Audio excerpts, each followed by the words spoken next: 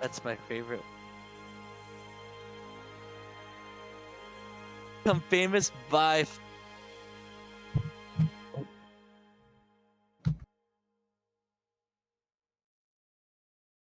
And hello! Welcome to Central Clash, Blaze Blue Central Fiction.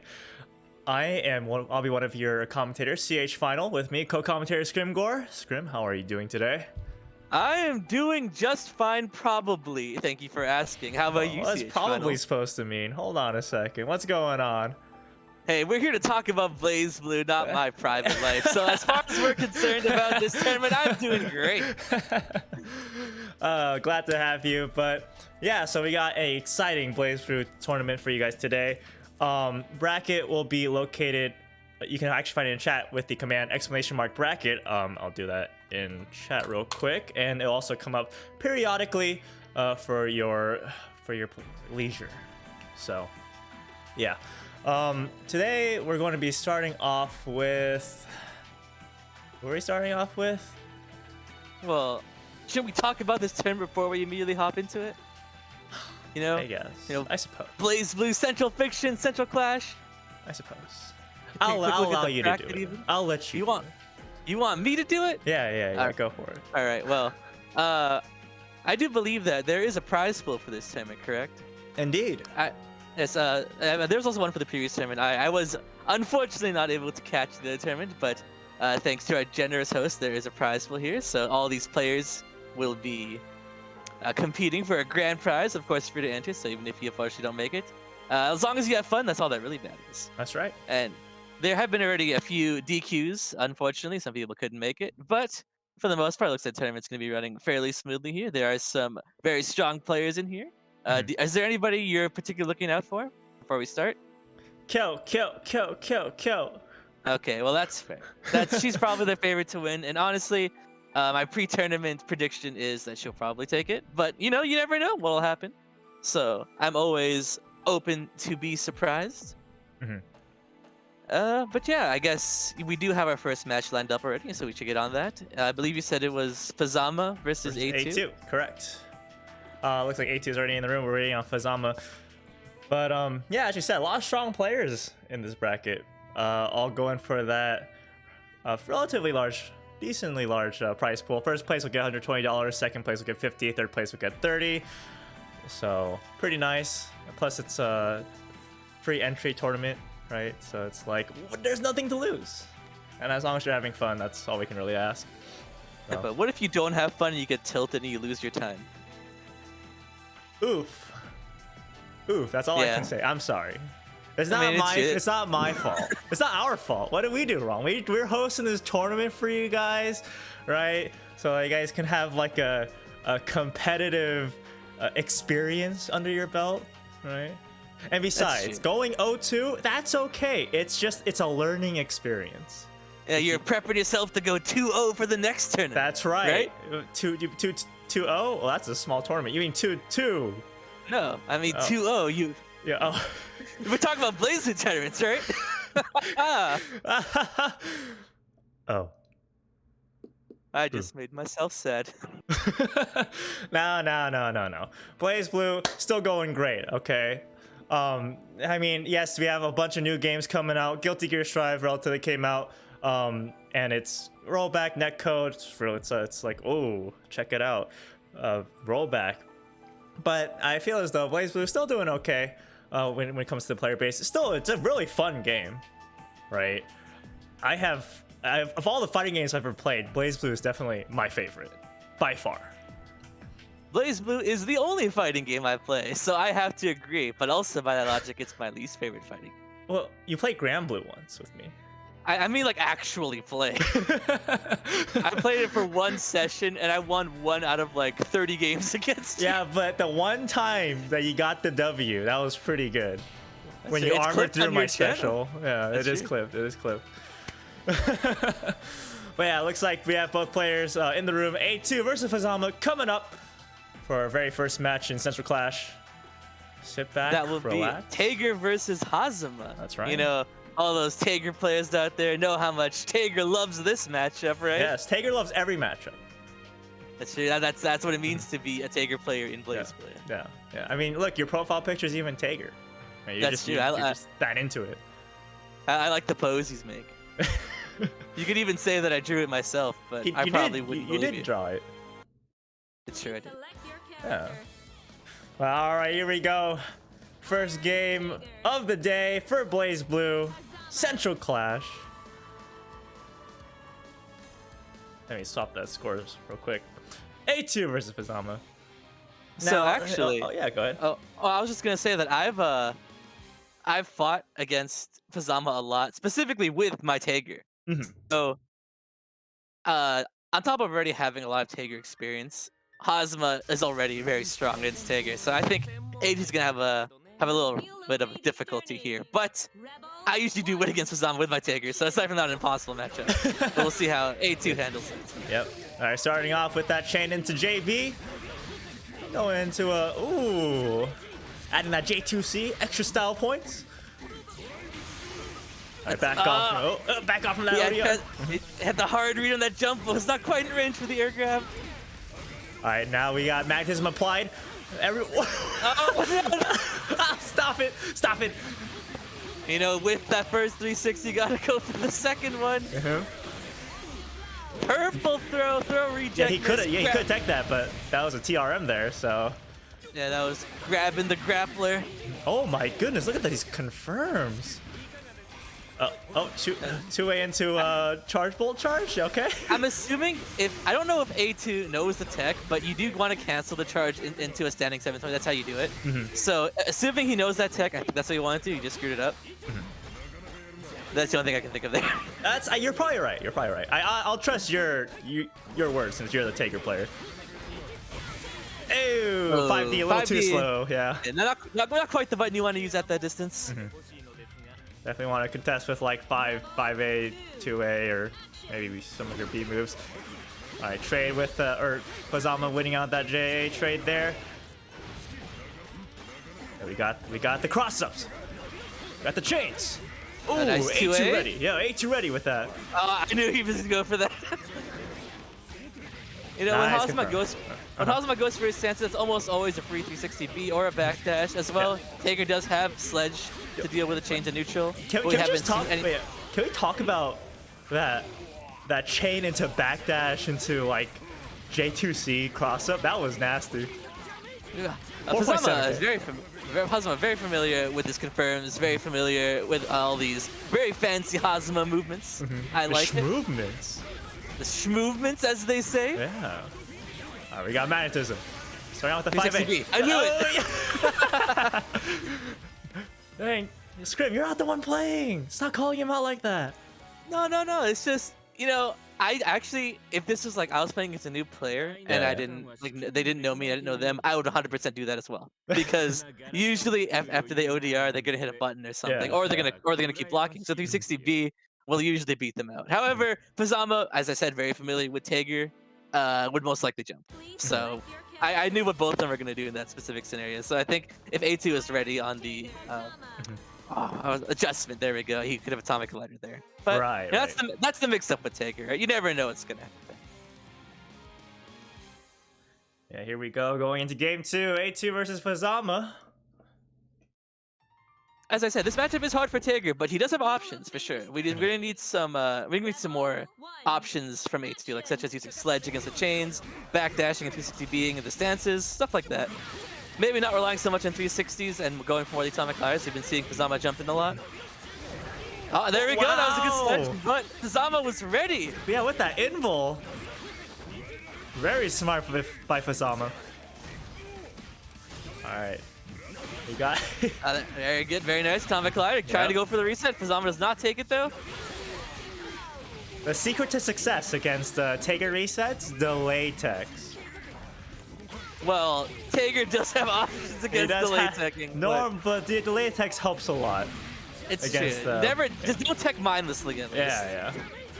You should always think before you tech against Tager, because Tager's almost always thinking about what you're going to do as well, assuming, you know, the Tager is experienced. Yep, this will clean out first round for Fazama. But that AT did get his burst back for that, so he does have burst advantage. But this is set point for Fazama. Oh, nice counter hit. So much time. Yeah, that has a lot of hit stun on counter. Wow. Enough time to get like the charged version.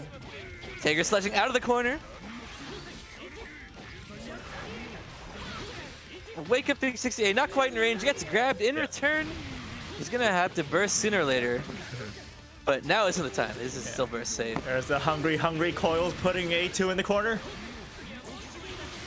OD, I knew he was gonna jump. It looks like A2 also knew he was gonna jump, but that was not quite the right thing to do. Oh, what an RC confirm. Oh my goodness. This should be death. This is Yeah, gonna he end has the meter. series. Yep, he has 50 meter. Shin's special. Should be death. He just happened to get that last bit of meter right after the Hungry Coils, so that was good calculation on Fazama's part. All according to Keikaku. Also, he hit active flow, which does increase your meter generate. Yeah, and damage as well. Of course. But I think even without active flow damage, that's still a kill. That I agree with you. That should have been enough. But oh my goodness, Fazama going just all over the place, going crazy. It is a very difficult matchup, so definitely no shame in losing that. Fazama, one of the stronger players as well, it definitely knows how to show how Hazama deals with. Right. So up next, we're gonna have Small Fry versus Dust XL. I'm actually not familiar with either of these players. Are you? Was Small Fry the same Small Fry we saw yesterday in the exhibition match? I believe so. Okay, then I do know both these players. Small Fry being a Arcune player, as well as Dust XL being an Azrael player. Azrael. Yes. Oh. Actually, we saw Azrael versus Aracune in the exhibition yesterday. If you didn't catch that, definitely check it out if the VOD is available. That was a very, very fun time yesterday. Definitely. A lot of super high level players showing their stuff. That's cheap. Mexico versus America South. That was a crazy set. I mean, there were a few hiccups there with Euchre, but it was the overall set was good. Shout outs to Euchre. Props to Sheep though for running that back. He's in this tournament as well. We might see him later. Yeah. All right, but here we go. Dust XL versus Small Fry. Small Fry just doing Arcune things, running around, trying to get his curse game going, but Dust XL having none of that. Until. Ooh, Dust taking the curse combo does not. Usually people want to burst immediately as soon as they get by Arcune. They don't want to be in this mix-up. Cross up? That's nasty. That's really hard to block. Yeah, the Dust XL is not afraid though. DP, I knew it. I know Dust XL is definitely one of the DP happy players. You know, sometimes you just gotta go. You just gotta throw it out, right? Especially against the Arcune just flying all over the place. I mean, it's true. Also in a tournament setting, the wild style can definitely eke you out if you match if your opponent isn't ready to adjust. Right, here we go. What's the mix-up? Cross up. Forcing Dust out the first. Ooh. Unfortunately, even though you bursted, you're still cursed, and Arcune can combo you while blocking, so you gotta be ready for that. Just Arcune things, but crouch confirmed. This might be big. All right, that was not a crouch confirm. He did not take advantage of it, but still took it to the corner nonetheless.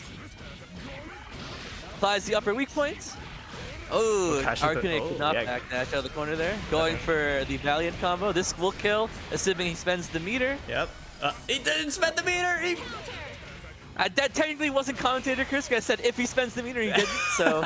Oh, covering your bases, I see. That's right. You gotta be ready. You are experienced at commentating. All right, score. It's round to 1-1. DP again from Dust XL. Nice anti-air, no full conversion though. That's alright, the damage is adding up, and Azrael 6B does do a lot of damage on raw hits. Oh, I believe that was Arcune 6B, and that is curse. Yeah. Dangerous situation, gets him with the low. Alright, I think that was a draw. Oh, is that gonna hit? Okay. No, we have a TP. And another DP one. again? I think maybe he tried, It would have actually worked if he did it. Oh, I think that's another drop. Oh, and DP. the cannonball DP. Oh my god. That's not the right choice. Oh but the my- bell bug is so slow. Ah, gets hit by the spider. Yeah, he actually dashed into the spider. So very unfortunate for Dust. But it's okay. That was only game 1. It's only game 1. Okay, we're not done yet. It's not over yet. There were a few drops from both players, but you know, that was kind of close. Yeah, yeah. That wild playstyle from Dust definitely coming into play here. Definitely showing how effective it can be. We just gotta get those confirms and like clean up those confirms, get that knockdown, get that advantage, if possible.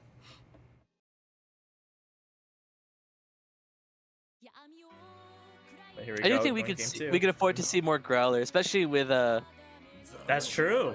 with That's true. Small Fry accidentally dropping these combos. You know, it's unavoidable sometimes, but as soon as you're back to neutral with Curse, you can probably get away with Growling a lot of the bugs. Yeah. You'll be invul for a while. Oh, Small Fry ready for that DP?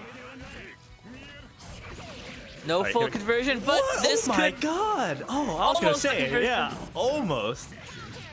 All right, this should go into Curse. or He is it? burst. Both Yeah, we players got are the- both bursting. Now we But got the Curse. And now we got the Curse, and now we're in the corner as well. It's gonna be a mix-up here. Unblockable. Hit by, Unblockable. hit by the reset. Yeah. You know, you can't fault anybody for getting hit by a Yeah. Curse reset. Is this death? No, very close though. 5 point.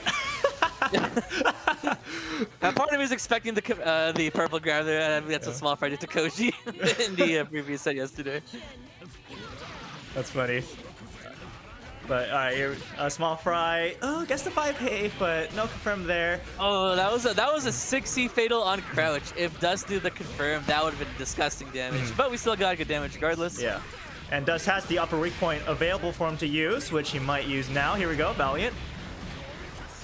Bomb. I don't think he'll be dead even with Blackhawk here, but It was yeah, close. it 4.7k. close. Good damage. Just needs one more clean hit, and Oh! there's the DP! Cannonball DP! You're in my sights. You know, Azrael's best anti-air is his DP. Don't at me. I mean, he has 5A, 5B, 2C, 6B, but all of them pale in comparison to his Yes, that's right. All right, Small Fry wants to get out of that sticky situation, decides to burst out. Oh, there we go. That's not No. gonna be Curse, but looks like Small Fry is doing the zoning strats, trying to build up as much Yeah. Curse as possible, Yep. but this is gonna caught by the 5A. Oh, I think that's another drop. And The wow, laser anti-air. very I don't really unfortunate. remember That's a it. curse. Yep. Oh, guard break bug, sea bug or whatever. Yeah, it is a C-Bug. Wow. Oh no, you can't really be bursting there. Akune's sitting there waiting for you. He can combo you while blocking in that scenario. Just like Oh, yeah, how I had the score wrong, but It's just like how, you know, when you're dealing with a doll from Carl or Relius, they Yeah. can Oki you while also blocking. So, you know, just to be aware of that. But it was a valiant attempt. Pun Okay, intended. Yeah, no pun valiant intended, yeah, joke. I caught that. Yeah, Valiant. Yeah. You make me sick. Oh, I'm just kidding. Thank you for that amazing pun. it's just not the same now. But yeah, I definitely feel like Growler would have been very, very effective in that matchup. Now, whenever you're using Growler, or if you ever have the opportunity to use Growler when you're cursed, will you stay invulnerable for most of the curse duration? Well, that depends because once you growl it, you gain that invulnerability, and there's also that window where if another projectile hits you, it'll extend the duration. So if Arcane just keeps throwing out bugs or hits you with like the debug, which has a lot of hits in it, it'll keep extending it. But if Arcane hits like an A and B bug and he sees that you're growling, he can just wait. But at the same time, by doing that, you can get out as well. But that always comes down to the position of both players as well, because if Arcane is like right in front of you, he can also just camp your body. Yeah. Because you can't DP immediately after Growler. Yeah, that's true. Okay, up next we have Noctis Onyx versus. Wait, is this correct? I thought it was Ara. Wait, hold on a second. Oh, let me confirm.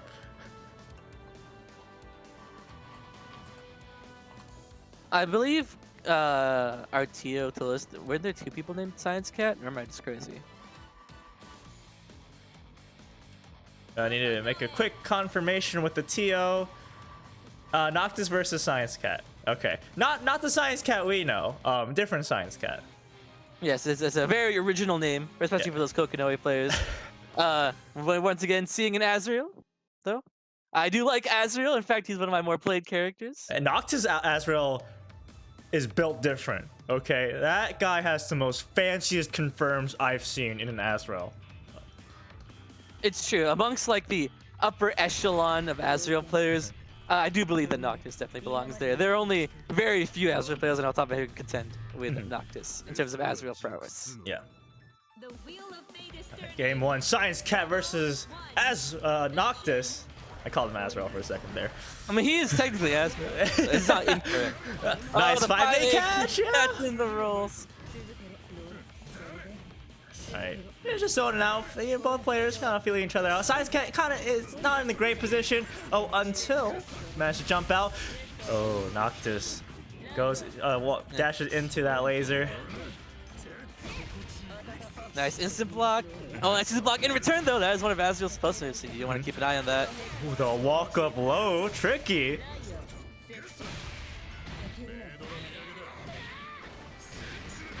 Here's the confirm, taking Science Cat to the corner. Oh, no tech. Double weak point applied too. What a backdash! Oh my goodness! And that's gonna be death. The fireballs didn't have a chance to come down. Clean gameplay. Oh my goodness. But it's not over yet. Alright, Science Cat still in it. Oh, Ooh. That was a pretty good confirm, except it didn't have enough hit stun to make it real. But he had the right idea. It's real in our hearts. That's all that matters. This is double weak point. Whoa. Yes, it was double weak point, but he dropped it. Unfortunately, that 6v was supposed to be a DP. That is the alternate route for the double weak point. Yeah. Damn. Alright. Gets caught by the falling J2D. Noctis taking a clean 2-0 here, or 2 round at least for the first game of this set. So I feel like Noctis was just in control throughout the entire game. So I don't know. What do you think Science Cat can do? I feel like Science Cat in particular, I feel like they were just kind of flailing around in neutral. They didn't know what to do to keep Azrael off of them. So your game plan, earlier on in the first round, we saw Science Cat place down the 2-2B. I believe that like the laser tower that's there for a while. You kind of want to place that down and sit on it for a bit, set up your gravitons and stuff like that. Because Azrael, while he can dash up and growler the laser tower thingy, I don't know what the name is called, sorry, but it still locks him in place, right? Which gives Kokonoe some time to space herself. And you just kind of want to control neutral with your 3C, maybe your 6C as well. Yeah, I feel like 3C would be very effective. Yeah. Yes. You want to take advantage of the fact that Azrael wants to come to you in this matchup. Here we go, starting game 2. Noctis gets a poke off with the 5C there. Dude, that was a risky DP. Yeah, and he burst there. Being in the corner against Kokonoe, not a good position to be in, so I completely understand that burst. But it looks like it doesn't matter at the end of the day. Science Cat still gets what they want. Looks like we're seeing Science Cat finally running their game plan. Nice over and overhead. Does drop the combo though. And we're back to neutral. Yep. That's plus. Ooh. This could be death, ending with the ice super. Yeah. There we go. That should be it. There we go. That is a lot of damage. That super in particular is a lot of damage. Yeah, the Kokonoe didn't have that super on her release. They added that in CP 1.1. Oh, really? Yeah. Oh, interesting. Oh no, bad burst, but Noctis wasn't quite ready for that punish. You know, getting hit by that Valiant wouldn't have been the worst thing in the world because there's no way Noctis could have confirmed off of it. Yeah, he didn't have meter either, so. This is nice 4K damage confirm. Opens up, nice with 5D. That's gonna be it. Oh, going for the easy confirm to Blackhawk Stinger, just making sure that the Science Cat is dead. Yeah, I respect that. And here we are, the set point for Noctis here, also up a burst. That's right, Science Cat will most likely get their burst by the end of the round. Nice so. back. Oh, I didn't know you could confirm that. Whoa! And it's side swap. Whoa, and a side swap. Whoa! Hold on a second. Calm down there.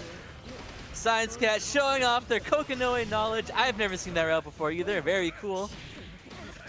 What a pickup with that 5A. That's the only way you can off a 6C air hit like that, Yeah, not counter hit. The awareness on this man. And forcing the burst off Science Cat doesn't want to take that Valiant combo there. Yep. Nice J. Just poke him out. Science Cat still in control. Trying to go for a reset. Yep, air grab reset doesn't quite work. And oh, the 5A anti-air.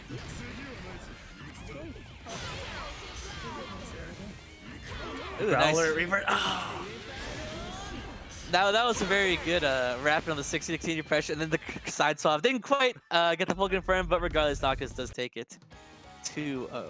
That's right.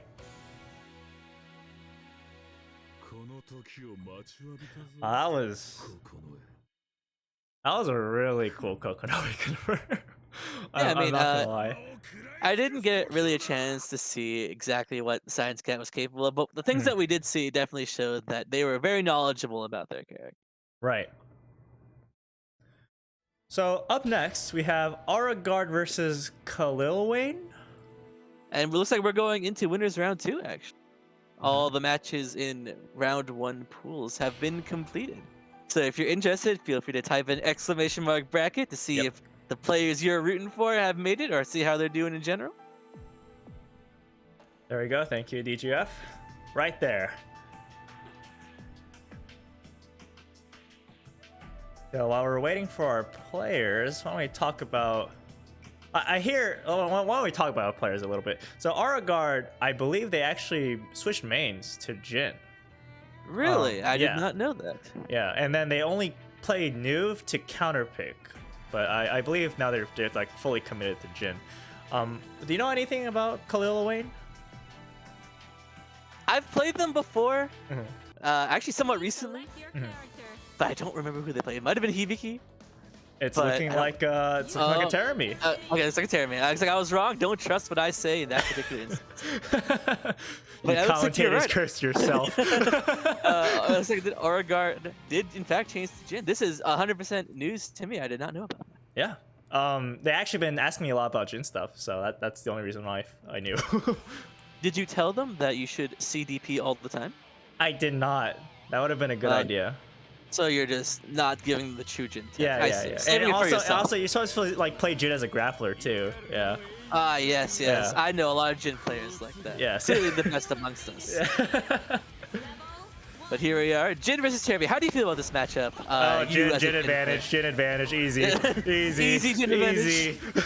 Alright, Jhin out neutrals the crap out of poor old Terami. Great defensive options too against Terami's frame traps. But here's the thing, right? Both of these characters kind of operate the same during their with their pressure. They're both very heavily reliant on frame traps, resets, etc., etc. Even their overheads, their standing overhead, functionally is the same. Yeah, it's true. Like they both only combo off with 15-meter or counter hit both 19 frames. You know, exactly right. Yeah. But, that could have been a crouch confirm, but I mean, not too big of a deal. Terami using his counter assault. That and it works. Working. What's going on? No crouch confirm there. That would have been easy. Wake up, D ice card. Whoa, wait, that's not right. Hold on a second. I didn't teach him that. I didn't teach him that.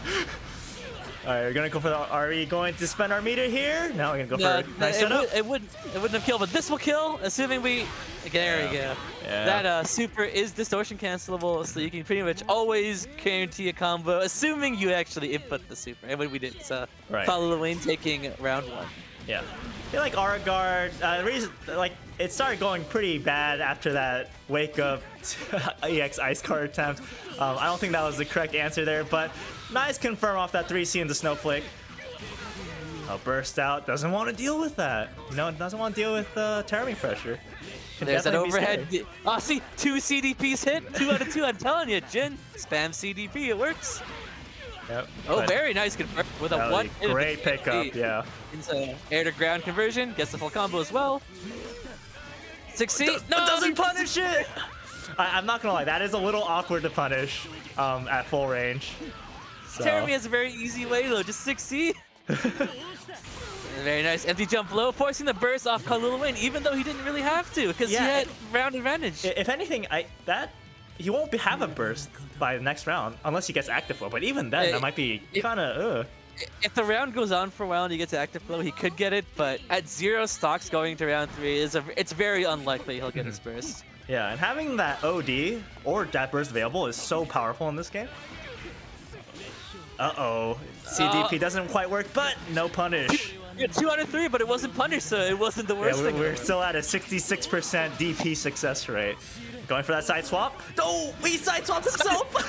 The side swap into side swap. I'm gonna pick up that Jin tech. Alright, nice side swap. Yeah. Wait, wait, hold on a second. That's illegal. Wait. Dead zone on the projectile? I never knew there was a dead zone on the projectile. No way. Mori, fix this game. Alright, 3C into Snowflake. Going through a nice, basic confirm. Trying to roll out, but Jin not letting it happen.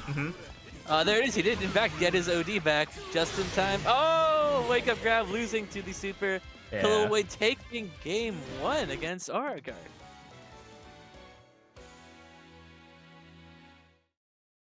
So one thing I definitely noticed, I feel like Auragard should probably space a little bit more with JC. I actually don't think they used JC that much in this match or in the last game.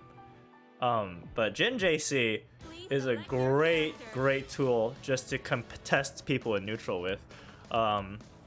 I like this 3C usages though. This 3C caught Khalil Wayne a lot. Probably trying to jump out or even try to contest. So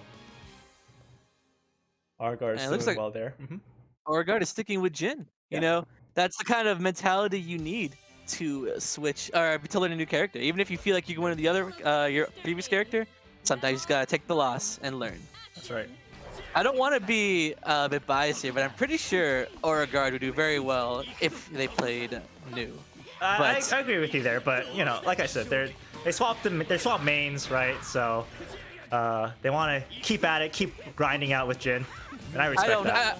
I don't have the mental fortitude for that. Oh no, CDP not working out. All right, 50%, 50%. It's okay, but even though he got punished this time, Auragard did not take a full combo because Khalil Wayne dropped the combo, right?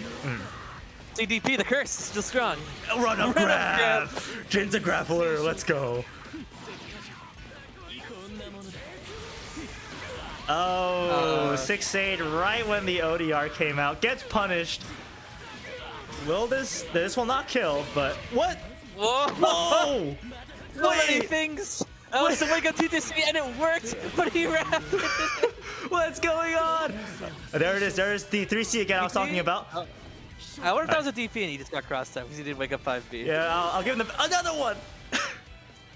I don't know, Auragard kind of crazy with these 3Cs, I like it.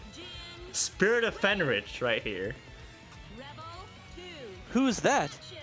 Yeah, he's a very prominent Dragon Ball player, DBFC player. Oh, the TK Zangieki. Optimal ladder. Okay. Run up, grab again. Reset. Yeah.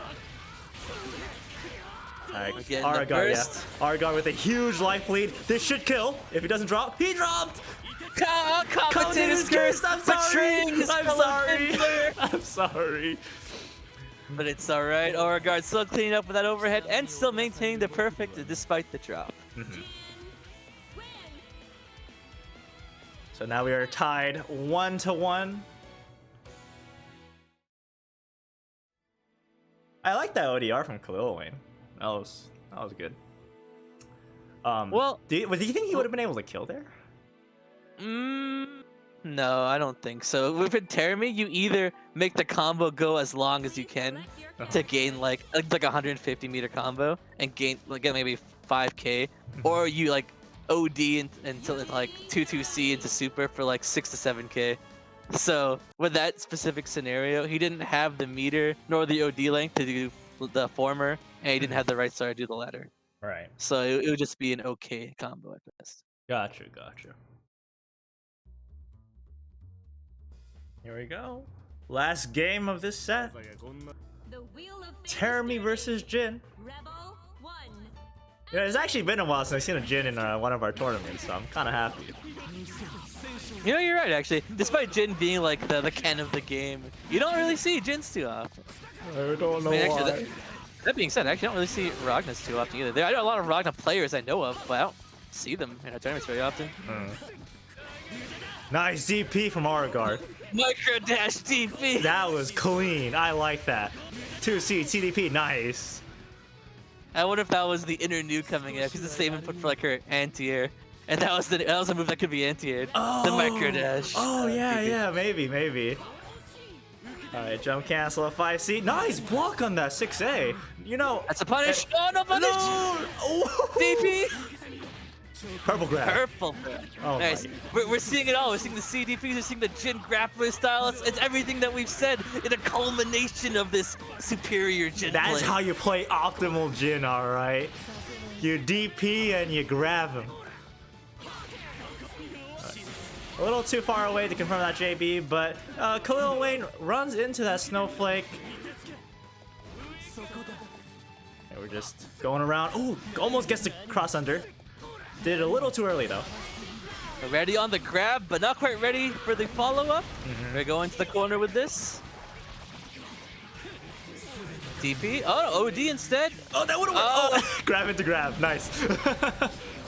Well, I mean, to be fair, grab is one of the better ways to punish Ikikaze. Oh, yeah, definitely. Oh. That's not gonna work. That doesn't work. We got the burst. Right. Oh, punish this. Yeah, that's a punish. That he can. Oh. I wonder if he could have just supered there. I mean, he could have. There are a lot of things he could have done, and the thing he chose was wrong because he dropped the combo. Even if he had completed the combo, would have worked, but these things happen. But it looks like it's okay. Khalil Wayne still managed to extract the win there, putting this to set point for both players. Yeah, catching very close game. 6A, not a counter hit though, so can't really get too much of a confirm off of that. So run up 6A. I like it. Do it again. 6A again. 6A? Oh, 2B, and it worked! The mix-up, the conditioning, it's already been implanted! I like it! The anti-air! 6A! Wait, no, there's a zone! What? Why? This happened twice in one set! And I've never seen it before! Oh, nice, the Fubuki! And that was a counter hit too, so could Aurigard combo out with DS card there? Yes, he could have. There you go. But regardless, doesn't matter. The hit killed and Aurigard taking it. It's a very close set.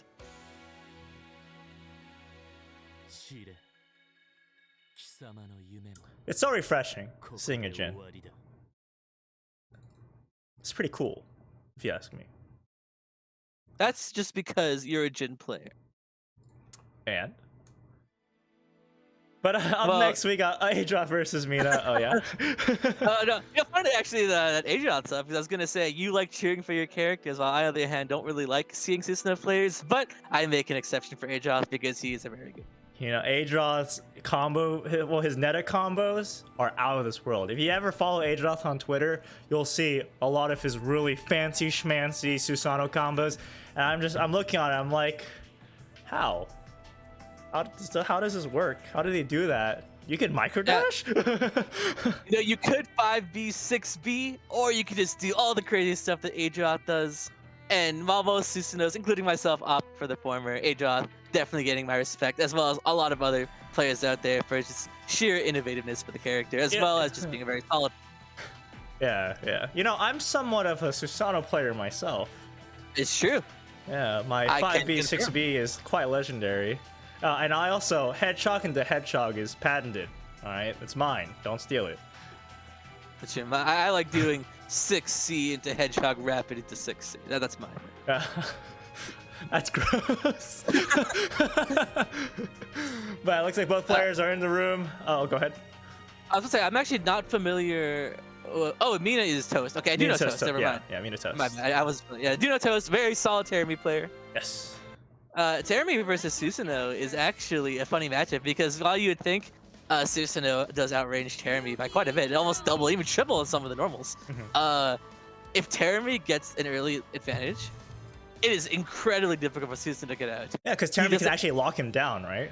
Yeah, Susan does not have the proper tools to mash out, and he's gonna have to rely on a mistake from Terumi Mhm. or use system mechanics. It's very, very difficult to deal with Mhm. Terumi pressure without any seals. So we're gonna want to see at least a DP early in lock if possible. But maybe I do know, especially from yesterday, Adrian really likes prioritizing lightning hands as Lightning his first hands, seal. yes, Like, yes. maybe lightning hands mash could also work against that, Terumi man pressure. that man can confirm with lightning hands mid-screen, and I just can't wrap my head around it.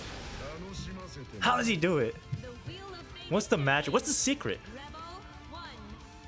It does move him forward a bit, so taking advantage of Susanoo's 5D, you can get some really wonky stuff with it for sure. Yeah. But as you said, Mina with that early advantage. Now here we go, the oppressive Terumi pressure coming in. Ooh, opens up with the load. Doesn't quite get a confirm off of it though. Wow. Very sneaky. That was a green grab too, because Yeah. the third hit of the JC whiff, Yeah. leaving a lot more room to move and not being as tight for it to be a purple. Very right. smart. Yeah. And Mina has 100 meter to work with. Yeah, and uses 50, makes that 60 safe. Oh, how did A-Drop block that? I got mixed there. 100% I got mixed. I blocked the overhead, but I did not take the grab. I did not see that coming. Busting out all the mix. Looks like A-Drop finally got out. Yep, lightning Now hands, as you say, prioritize the lightning hands. Got DP as well. All right, here we go. If anyone can make a comeback, it's A-Draw. 6C. No drops. Oh, that's not the combo. Oh no. Oh, you could have punished that. Yep. Let's say we got out of the corner, and that should be it. Unless, oh no! Oh no, that's so unfortunate.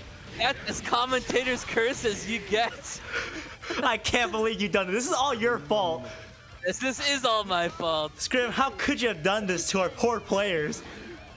Like, if Toast had more HP, it wouldn't have even mattered. That was a 6B from a raw OD start. Yeah, nice air tech from Adroth. What an JA confirmed. Gets that hedgehog as well. Going for lightning hands. All right. Hedgehog. Not ready on up. the overhead. We got the sword. Very good for corner combos. Got that DP unlocked as well. Nice That's a safe jump.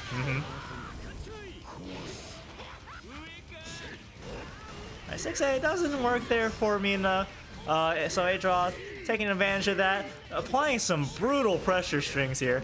But I was going to say Mina with the amazing blocks, and then they opened up by 6C. That was almost commentated. Yeah, almost. I stopped myself. See, I'm not like you. I'm different. Yeah, they were great defense for a while from Mina.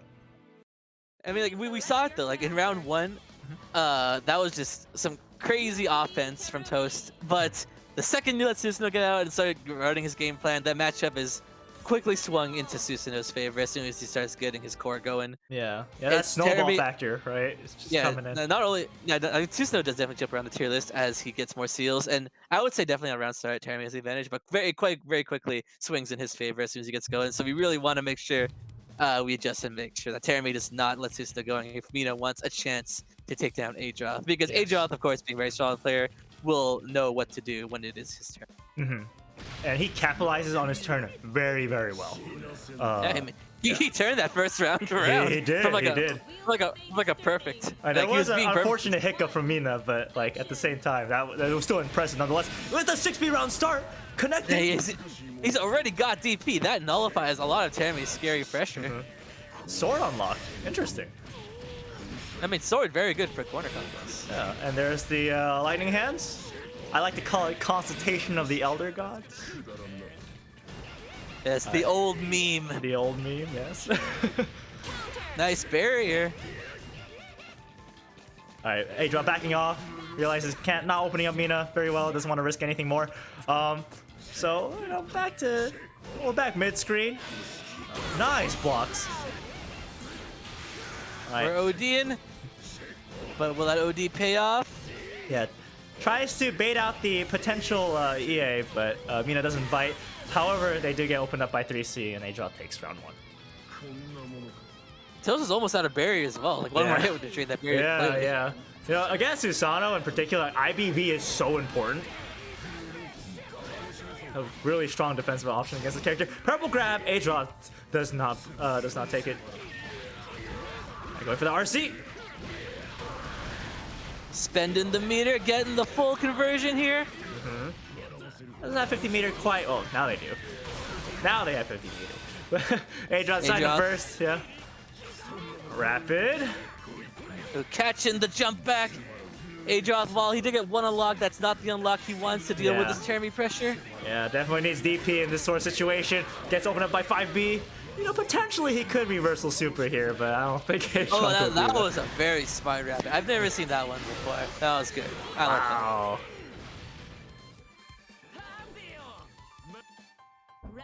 Rounds are tied up. Still set point for Adroth.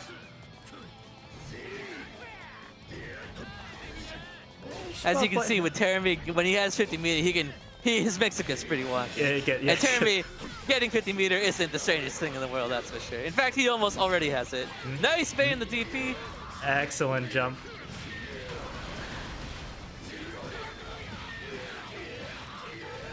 And nice damage too. What's the play? We're not ready for the second DP though. Run up grab too. You know, actually, run up grab against Susano is. I always get hit by it because I'm never expecting him to run up grab me. I mean, opting to burst in a dangerous position right now. That would have killed if Adroth definitely would have OD'd after that Grand Viper, and it would have killed. So that was a good burst. Alright, 50 meter. Nice! Back IAD into a grab. Oh my goodness.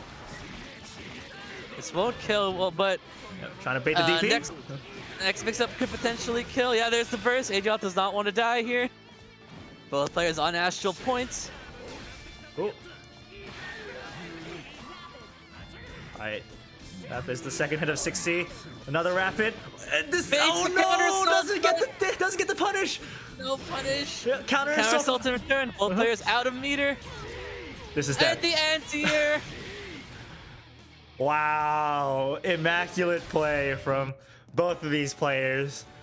But Adroth edges it out just a little bit further than Mina.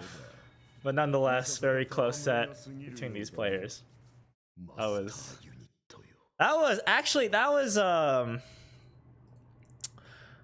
like the matchup if glorified, right? Because Mina was making excellent use of their pressure strings, right? Just locking down Susano when he had no DP, no reversals whatsoever, right? But then once Adroth was able to get his game plan going, he just started snowballing out of control, right? Yeah, I mean, that's exactly how not just Termi, but how every character wants to deal with Susano.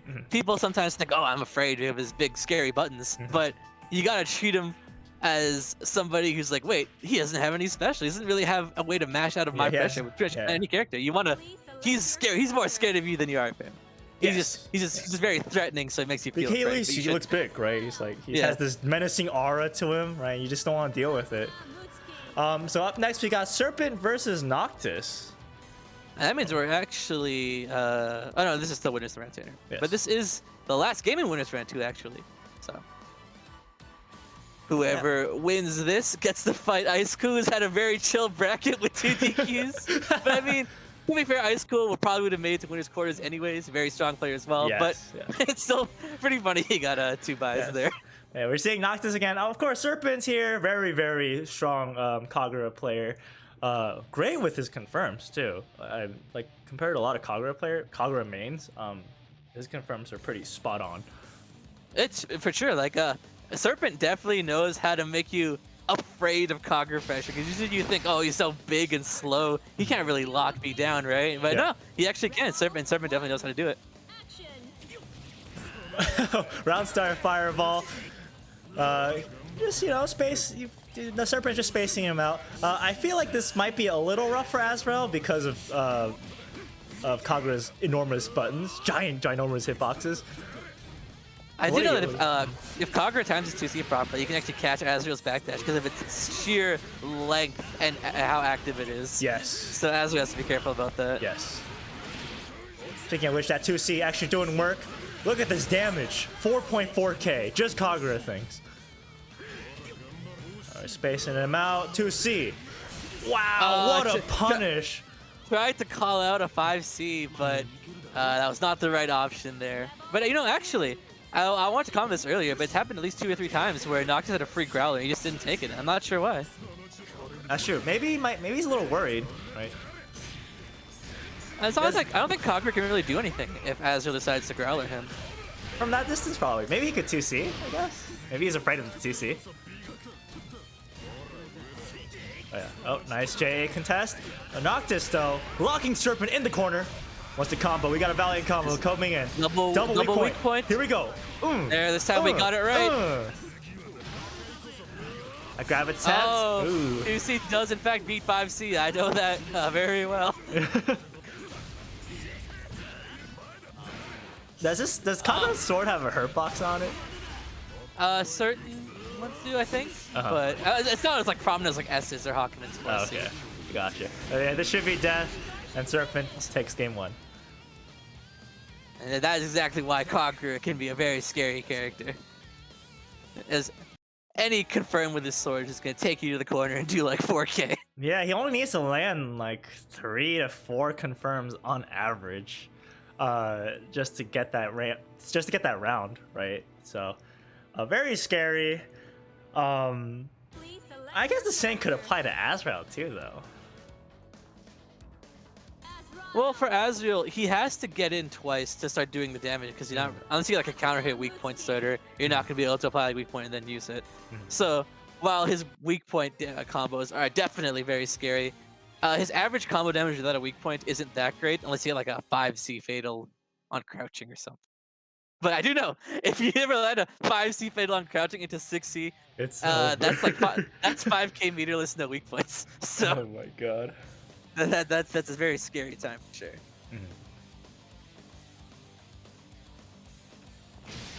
The wheel of fate is turning. Rebel. Here we go, game 2.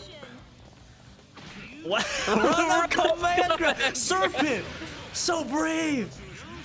There's the Growler. Yeah, there's the Growler. 5C anti. Oh, With God, the Fireball confirming. confirmed too. Wow, that was kind of crazy. It was a 5C air hit, so it had a screen bounce there. Wow.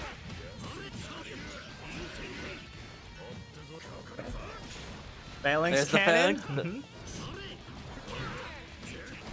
Oh, that's the confirm he wanted earlier that the Bluebee did. That was good. I like that. We're going to the corner. Yep, double weak Just point. close up to connect. Yep. Text to grab. Oh no, that could have been so much damage. No, that was the 5C crouch confirm I was talking about. But it's alright, we still got a full combo Serpent. It's not want to lose this round though. Yeah. So he's bursting. Yep. Rapids the Wyvern, mixing up with the low. It should be dead. Yeah, enter the super.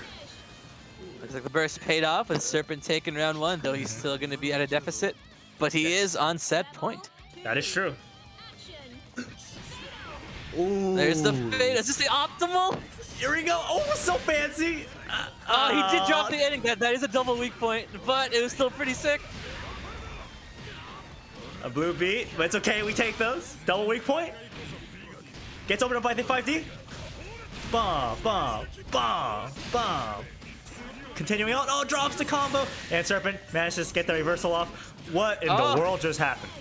He backdashed through the invul move that crossed up, and we just don't even know it's sad run anymore. It just works. Wow, IDJB. Round start. Catching the roll. Noctis showing momentum to drop it, but that's all right. Yep. No delay tech. yeah, that's not good. All right. Nice 5B anti-air. That's gonna be, yeah, that was gonna be a lot of damage. So good on Serpent for bursting that. Nice. Ooh, very good BFAF. Alright, not Serpent, just trying to space out Noctis with the C buttons. That was... no! Oh, that's unfortunate. I can respect DPing there because you don't want to really take a plus like 12 move on block. Yeah. Don't see what they're gonna mix you up, but it looks like because Noctis had so much plus range, he decided to just go for an air dash. It ended up hitting the DP anyways. Looking 1,000 years into the future. Yeah, Noctis manages to tie up the games 1-1. Please select your It's unfortunate that both these players are both very strong players, definitely top 8 material, are fighting winners round 2. One of them is going to be in the losers side. But Yeah. as for who that is, we'll have to find out. Yeah. But I mean, they won't be out of the tournament, so there's a potential we'll still see these players way down the road. Both of these players, right? Here we go, final game of the set. Noctis versus Serpent.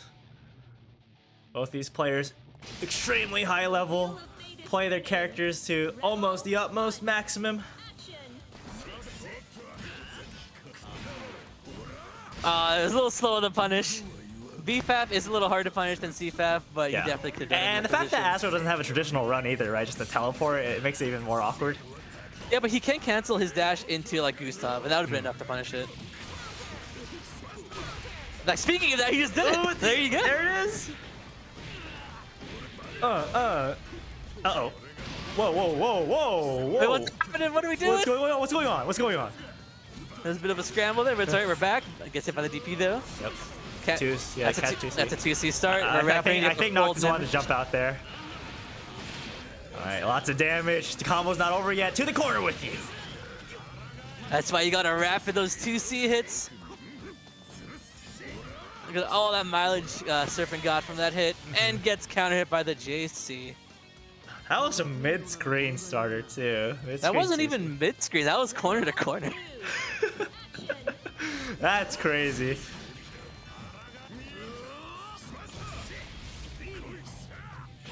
That was 5C counter hit, but wasn't quite in the position to confirm it. Tries to Phalanx cannon the fireball. A little too slow though. Actually, Phalanx kind of would have won there. It's a very high priority projectile. It was just a bit too slow. Yeah. 5C, 5C. Nice, Gustav. He's gonna wrap at this. Oh, he's not. You could have wrapped that to take it to the corner, but he wanted to save his heat. Yeah. I respect that. Saving him until he's into more optimal. Oh! What a backdash! Yeah, you definitely want to burst that. That was gonna hurt. Alright, both players sitting out. 100 meter, full stick of butter. 5D, rapid. That, This should be death. yeah. Yeah. We're not even risking it. We're going straight to Blackhawk Singer, taking us to another set point for both players. Such clean play coming from both of these players. It's, oh man, this is a good game. Noctis still holding on to his burst. Serpent getting his back soon. 5 5 anti-air. anti-air. Yeah, very nice. Gets the upper weak point. All right, Serpent learned his lesson, decides to insta-tech, but unfortunately, he's still in a pretty rough position. Low That's weak double point. weak point. Oh, Oh, no. he almost had the cleanup there, Yep. but oh Alright. no, you can't match after that. All right, CD, CFDP, CFAF near, overhead. This is the time to turn things around, though. You can't underestimate Conqueror damage. Noctis still has 50 meter available though. He could potentially go for a reversal, and he does. And he does. Yeah, I guess why not, right? You had the meter, you could make it safe. Yep. Azrael. We almost had the comeback from Serpent, but Noctis will clean up with that DP.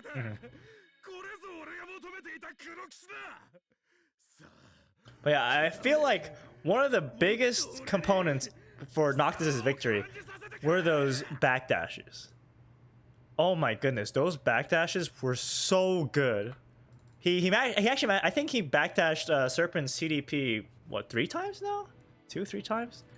Yeah, it's yeah, the best way to bait a DP is to cause it to whiff, right? They Yeah. can't rapid it otherwise. Yeah, it's just amazing. Yeah, up next we got Fazama versus Oki. Is this the Oki the 9 player? Could it be Oki? It is Oki the 9 player. We haven't seen this guy like forever. Well, actually, Oki was playing in the Guilty Gear tournament too. Well, I didn't watch it, like I said, but I meant on Blaze Blue regardless. Yeah. Hey, Oki's here. He's in the flesh. You know, also I'd like to give props to Fazama actually for taking out Evil Sheep. Apparently, we missed Oh, that. really? But yeah, that is definitely an upset if I heard one. Not that Fazama's a bad player, but Evil Sheep incredibly strong. Azrael. But apparently lost 2-0 to Fazama. Yeah. All right, but here we are heading to winners quarters. First game in winners quarters is gonna be between Fazama and Oki. Let's see, are our players here ready?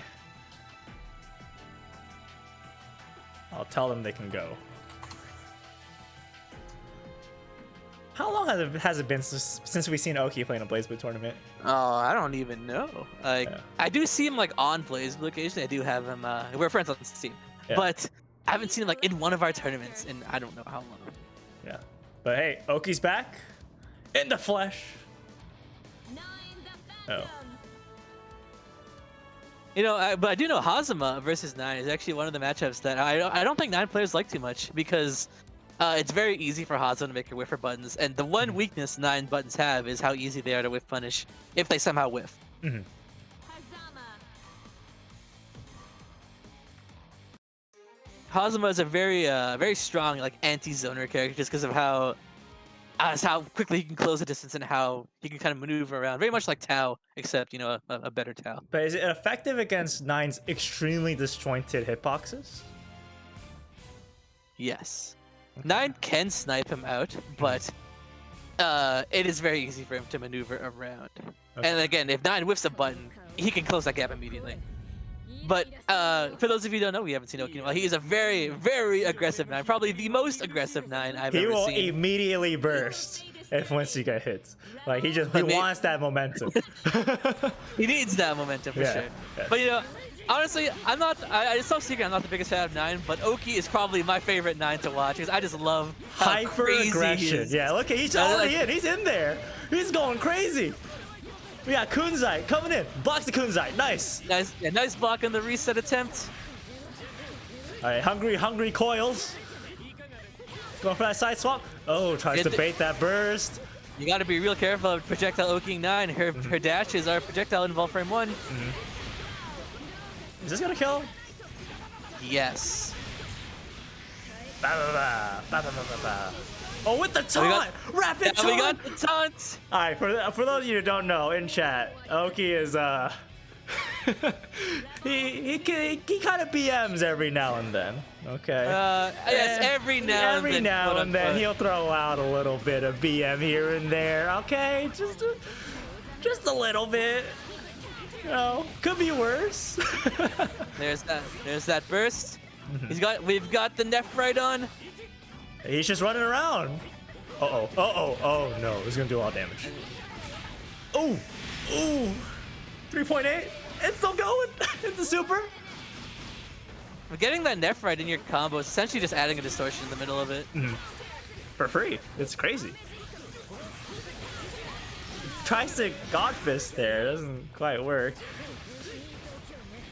We're going to the corner. Oh, we're still picking up after that too. Very nice knowledge from Wow. Hazama there. Catching the roll. Oh no, Yeah. it looks like Oki Yeah, was not and ready he's- for and this he's dead, projectile. Oki was not ready for the Oki.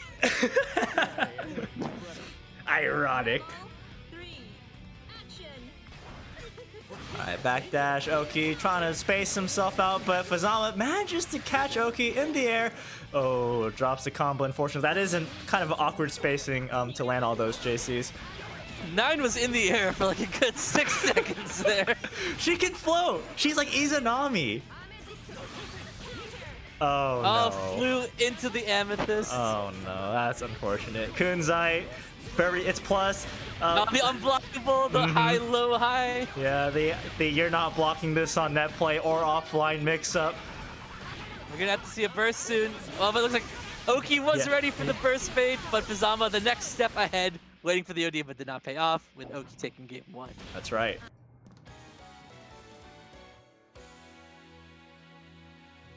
Yeah, there we go. That's the classic Oki play. Extremely aggressive, non-relenting, sometimes kind of bad with the manners here and there.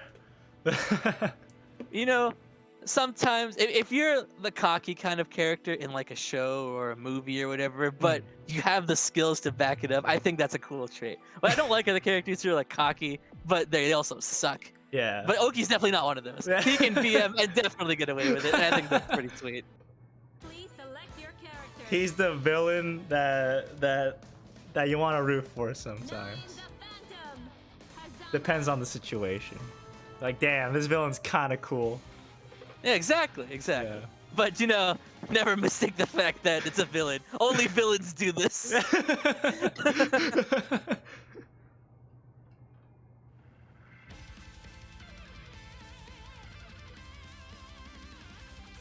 So you're going into game 2. What do you think Fazama needs to do? Well, Fazama has been catching Oki out in neutral a lot, right? It's just that it's kind of tough when he's put into a defensive position, since Fazama doesn't have any form of reversals, right? So it's Fazama just really needs to work hard to sort of lock down Oki, and keep him like in that corner, right? Get that damage going. Otherwise, if he's placed in a position like this, ooh, it's not gonna go well. Unfortunately, Fazama locked himself in the corner there because he used up both his chain stocks. Yeah, definitely needs to watch those chain stocks. There's that burst. Freeze! Oh, Kunzai! Yeah, Fazama won't use this burst here. I respect that. The life deficit was just too much. Fazama in general is someone who doesn't usually like to burst. He prefers saving it for OD.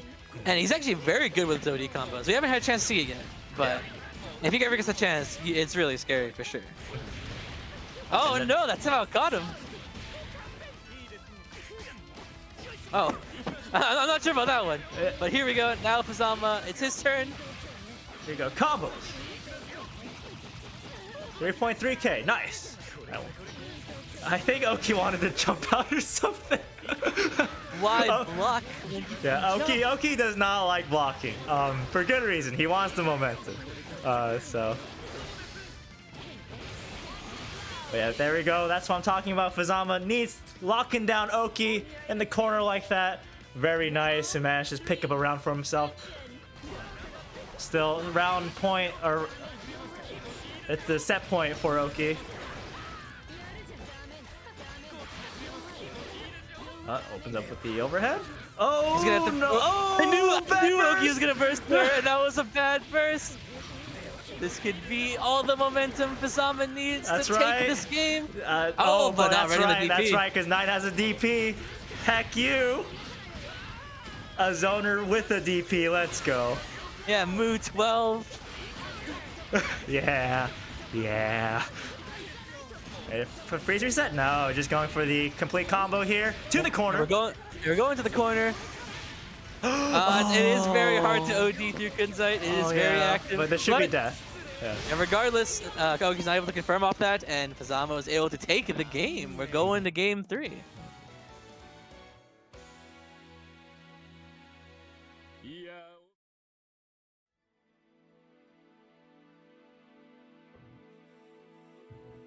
Alright, well yeah, excellent adjustments from Fazama.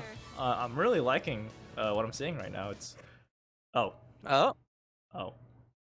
Our opponent's connection was lost. We seem to have Who done it? We seem to have misplaced Fazama. Fazama. It's always the Fazama players. Yesterday was Euchre, now today is Fazama. Oh my goodness. That's what I expect from a snake. Yeah. A dirty snake. How dare he? Man, while we're waiting for Fazama, I want to talk about the match. What are you seeing right now? What are you liking? What are you not liking? Honestly, as far as adjustments go, I think Oki runs the same game plan no matter what, who he's playing against or what character or player. It's always going to be the same.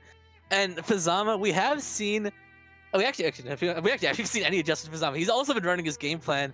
It just so happens that he's been catching Oki in certain scenarios, especially in like the last round where Oki had a very questionable burst, and he just died for it because Oki, while known for his offense, not exactly known for his defense. He's like one of those RPG characters who put all the stats into attack. You know, actually, Oki's defense is actually pretty good.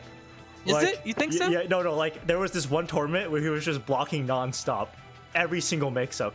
And the man, he is capable of blocking. He just chooses not to. Okay, well, I can and I should, or I won't and I won't, right? So just because you can doesn't mean I will. And I guess that's the mindset Oki's running, if that's what you're telling me. I don't remember the particular tournament you're talking about, but we have seen him. It was one of the stomp on him. Okay. It was a while back. we've just been seeing him getting caught by a lot of things on his wake up. Yes. For sure. Fazama's back. We're starting the game. I guess we just restart from the beginning, right? It's kind of hard to. None of them had a roundup, so. Yeah, I mean that was like the perfect time to quit if anything, if something was going on, or if it was just CFPC being CFPC. I don't know. It was probably CFPC being CFPC.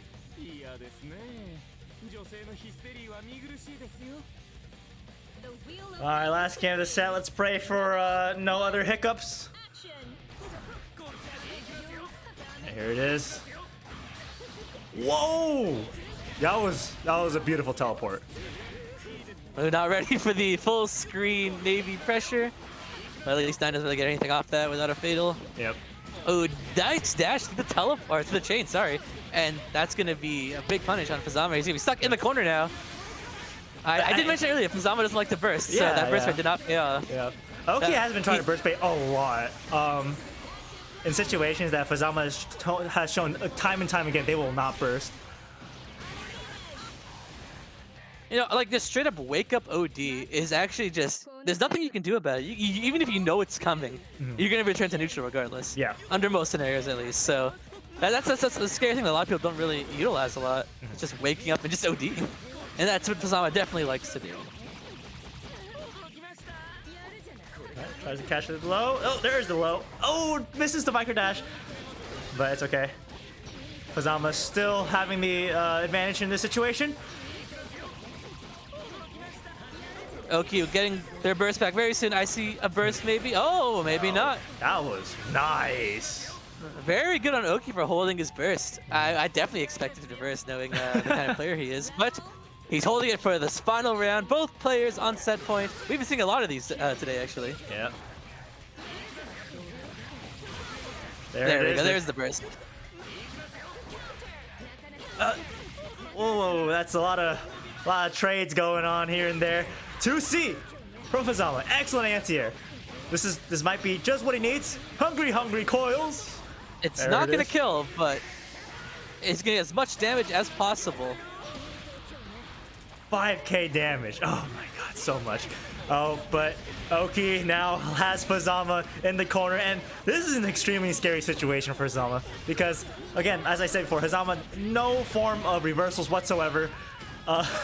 Once he's locked down like this, it is very, very difficult for him to get out. But here it is. Here's the ODR. Like I said though, I knew Fazama was gonna go for wake up OD or something because it's just used for neutral. Yep. Oh Counter no! Oh, Oki literally at 1 HP right now because the health drain stopped draining from him. Up.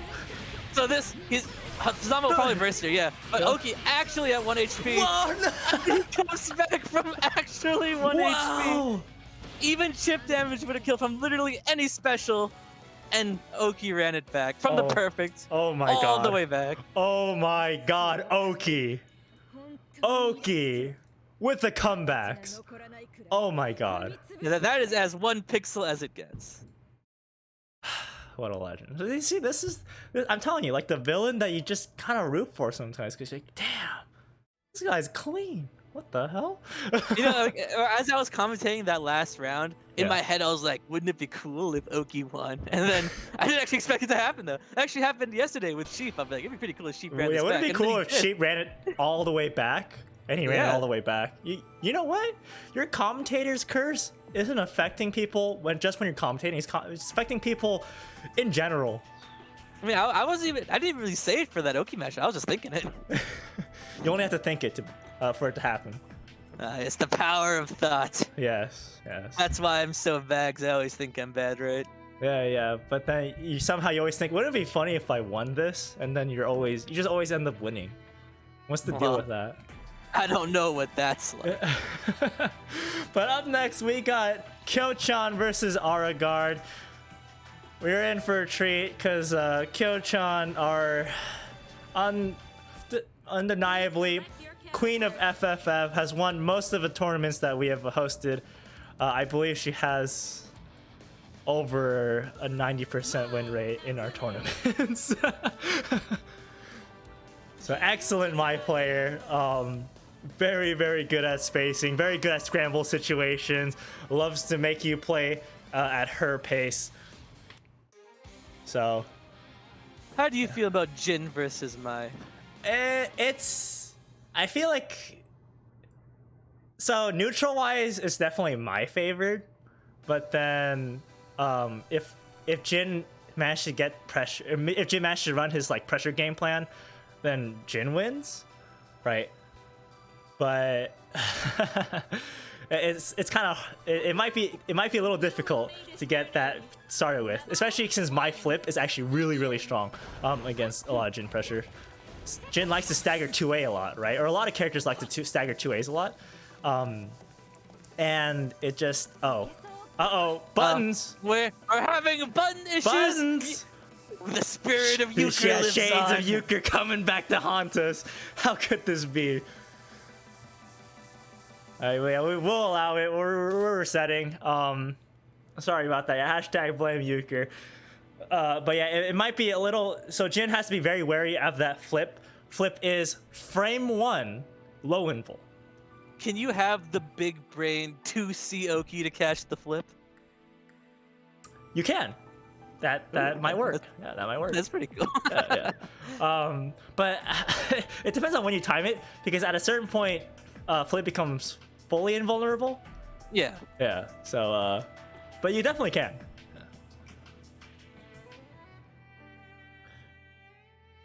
Personally, this matchup scares me because every time I'm playing against Kyo, she just spaces me out so well, and it makes me want to cry.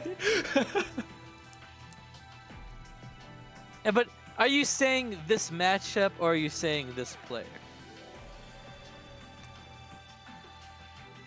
I feel as though it can apply to both the player and the matchup. In this case, it works well for Kyo regarding both scenarios. Because as I said before, Kyo actually likes to space out her opponents a lot, right? And Mai does a really good job with that too. JC, her fireball, her homing fireball, mind you. 2C, right? 5C, 5AC, right? A lot of great zoning tools just to poke people out.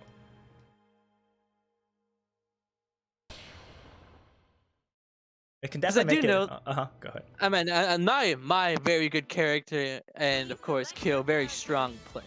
But I do know that sometimes it's not necessarily the character that gets to you; it's the player and how they play the game. Kyo is scary. So don't get me wrong; she's frightening. I was just kind of understand. Yeah, but the same thing applies to the match, or like that concept applies to this matchup as well. Okay. Yeah. So it could be any Mai that could just traumatize you then. Yes. If they zone me out, yeah. Me too. You've seen my decode. Yeah, I have seen your decode. You know, my decode actually says the same thing in BB tag. Really? Yeah. But wait, is Mai in tag? Yeah, Mai is in tag. Oh my god, she is in tag. Right. Susano's in tag too. That's right. Right. Okay. All right. Susano tagger. Yeah. But this isn't BB tag. This is CF. Yeah. All right. It gets the second hit off of that charge spear. That makes it plus. So very hard, very difficult to punish. IDJC catching Aura Guard. Nice comp. Nice confirm. If you want to avoid the plus, you got to make sure you block it in the air. Yeah. Chicken blocking is very effective. Reset. As a classic reset, Kyo will always go for reset first. He's always gonna check to see if you're ready. Another thing, if you, as you saw, she baited that CDP with double flip. Double flip is so good at spacing out against Jin CDP. That's because Jin CDP sucks. It sucks, dude. God, Mori, come on. Again with the reset, I'm telling you, she's always gonna check the resets until you start adjusting. Yep. Spacing herself again. Gets that charged Himeyuri. Or not charged up. What is it? Tipper Himeyuri. There we go. There's the burst bait. That's gonna be a double perfect for Kyo. Oh my god, that was a double perfect. Ouch. It's just what you were saying, right? The Mai versus Jin matchup. Okay, to be fair, Aura's still learning Jin. Okay, cut him some slack. Or Oh. is Aura learning Jin? Going back to their roots. This is Aura's final form.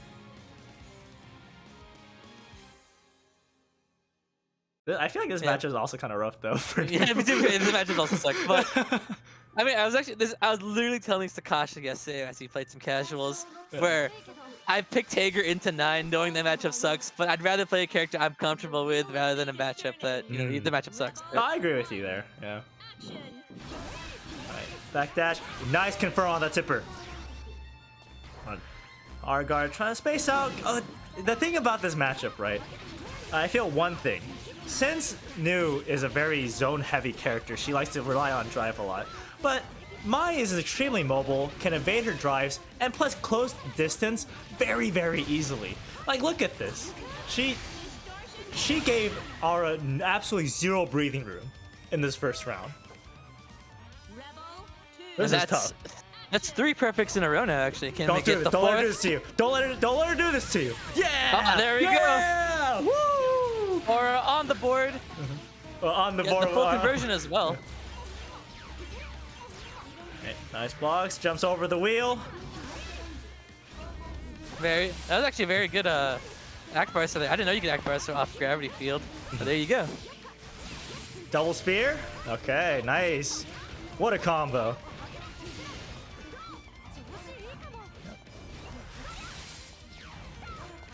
IED's over the 5D. Very smart decision by Kyo. Yeah, like Aura's just been locked in the corner for a while. Oh, there we go. There's the. No, we're closing the gap as well. Oh, and the first bait. That was a very convincing game from Kyo, or very convincing set, I should say.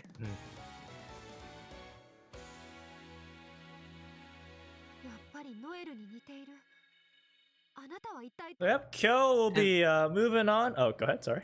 And I was gonna say that Kyo secures her spot in top 8 along with Oki. Yeah. So those are the 2 top 8s for winner's side. Up next, we're gonna have Ice Cool versus Noctis. Oh, I'm excited for this one. This is Ice Cool's first match in the tournament. Is it really? Yeah. Oh my god, it is. Oh, cause the players here. Oh my god. So if you look at the bracket, right, his first match got DQ'd. His first opponent was DQ'd. His second opponent was also DQ'd. So interesting. Very, very interesting. And I believe this is a matchup I've commentated before, actually, maybe on like twice, actually. I was briefly talking about this. Sorry, my voice is dying. I was briefly talking about this in yesterday. If those of you who caught the exhibition yesterday, but Susanoo versus Azrael, I've never really got a clear answer on how people feel about this matchup. Azrael players sometimes say it's in Susanoo, Susanoo sometimes say it's Azrael. People like out from viewing from outside say it's a 50-50. Like I was talking to Kira about it yesterday, and he said it was also 50-50 from his perspective as well. So I don't know. I know Ice Cool is Sun Ice Cool. Noctis is a believer that is in Susanoo's favor. He does have difficulty against Susanoo from what I've seen. So we'll see how this goes. There we go. We got the gorilla versus the dinosaur. King Kong versus Godzilla.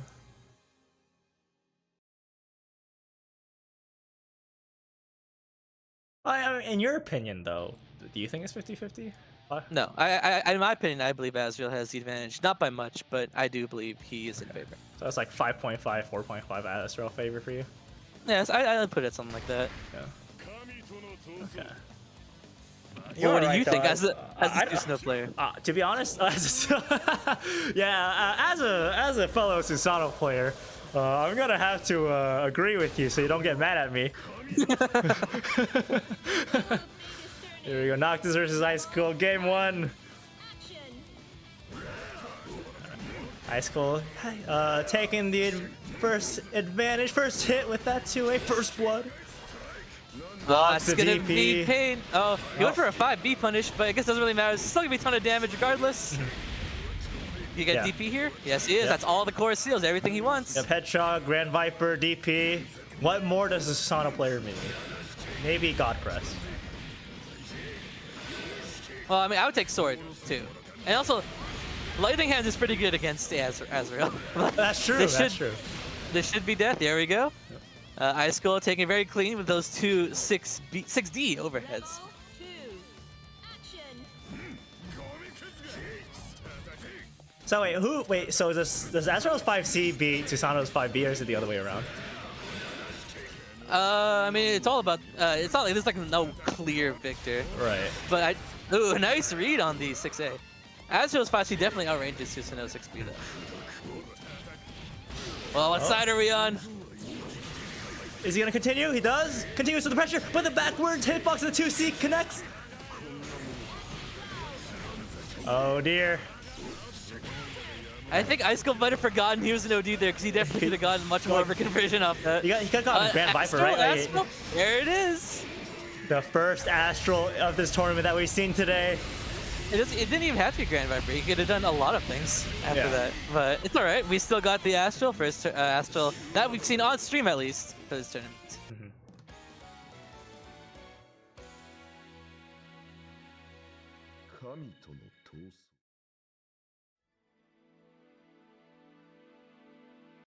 Please select your character. What sort of adjustments do you think is necessary for Noctis? I mentioned this before when in the Toast versus Adra game, but I think Az needs to take advantage of just how aggressive he can be against the Susanoo with no seals. Again, Susanoo does outrange him, and that is actually definitely more significant against someone like Az who doesn't have a standard dash. But as soon as he gets in, like Susanoo isn't really going to be bashing out or anything most of the time, unless you're going for a lot of cross-ups. Yeah. The wheel of fate You really have to, like, against, like, no matter who you are, my advice to you against Susanoo is just abuse the fact that he can't do much at the start. Yeah. And usually a lot of Susanoos will try and cover this up by being aggressive themselves, as we just saw at round start high school with the round start JC. And that was gonna be real bad, so that was good on Ice School for reversing that. But now, see, Ice School has his DP now, so now Nox has to play around this. Ice Cool does have, so as you said, Ice Cool with the DP unlock. 6B plus 4. Oh, it is the block from Noctis. Very nice. That was a risky rabbit. Did not pay Yeah. off for Noctis. Grand Viper going for the Hedgehog unlock.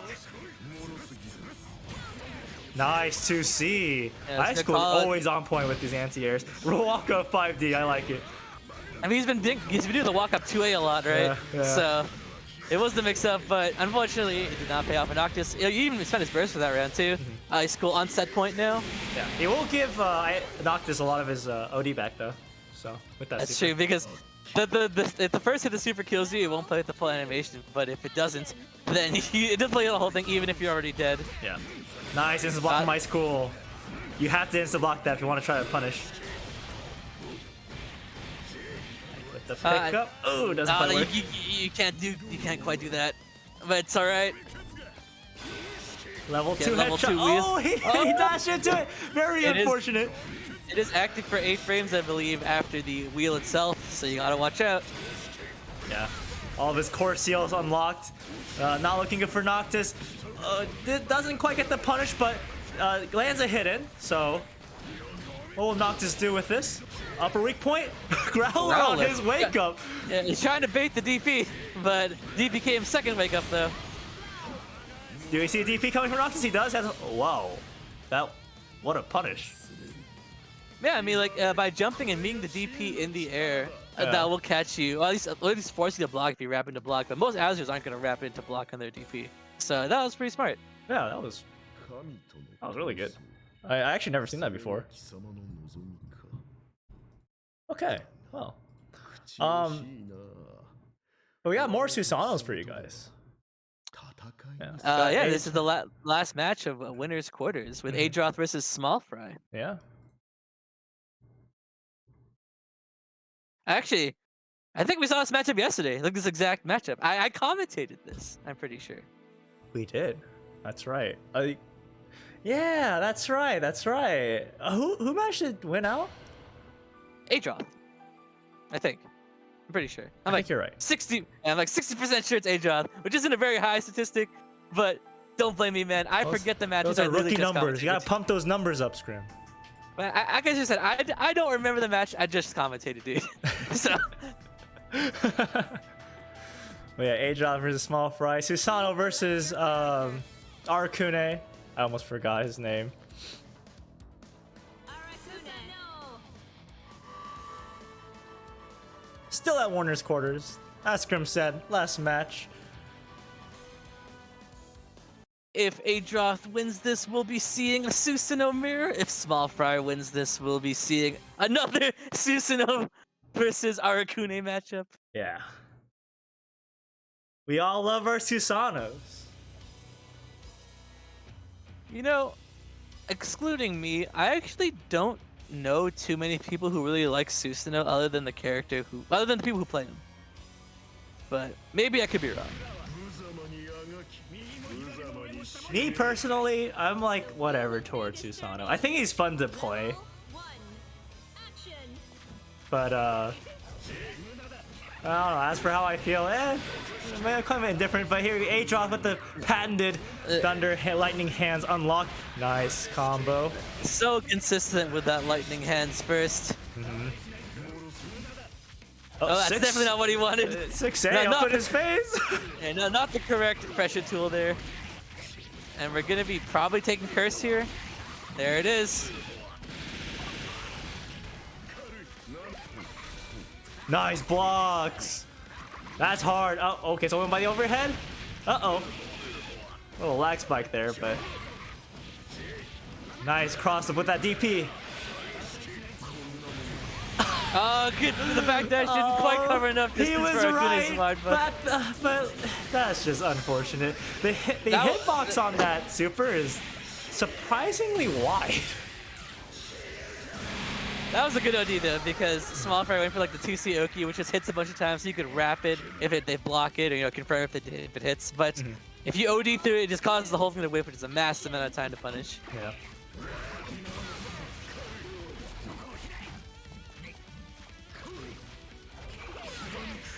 All right. Adroth kind of a little bit. It's been in a dangerous position right now. Oh, this is Sure, gonna lead reach into it. curse. Yeah, without a burst on the table, that's gonna be a curse. And the Yeah, corner. He needs to block this. He has to respect it. Oh, gets opened up by the no. low. I thought that was a no tech. Nice barrier on the C bug, and we're out of curse, but we're Yep. still in the corner here. The trade. This could be a Oh, punish. Yeah, there he Exact is. same scenario.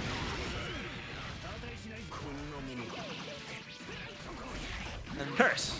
Bah. I don't want to say this is gonna be it, but This is gonna be it. there you go. No commentating experience this time.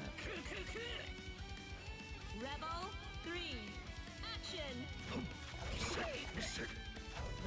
Both players trying out their 5As here and there. Want a handshake? That's a crouch confirm. Yeah. Oh, never mind. Did not go for the crouch confirm. I guess it is kind of hard to tell sometimes when Arakune is crouching. His sprite is very strange looking. I had that But- problem with Bullet too. Where it's kind of hard to tell. Adroth definitely could have confirmed that into crouch confirm, but it's alright. He's still in a good position. Level 2 tackle, level 2 sand kick and sword. And that's the Nice. overhead as well. That's This 6C. could be. Actually, no, it's not going to be death with an air out like that. But next, confirm will kill. Small Fry doesn't want to make it easy though. He's ODing to get that curse and has active flow as well. Yeah, very smart.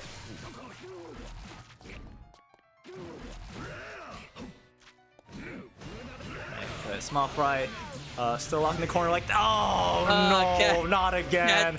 Catches the 6B. When you're right, but you're also wrong. But it's alright. Adroth managed to read the jump and get that air grab. Yep. Small Fry not ready to tech. 魔素流動体貴様には意味も価値もない Yeah, Small Fry still has another opportunity though. It's only one game. If you feel like But he he's can't- oh, go. Oh, sorry. So he can't afford to lose another game. But that was the info game. He's got the info round, all right. But you're saying as if Adroth also didn't gain some info. Oh no. When you look into the abyss looks back. No, stop staring at me.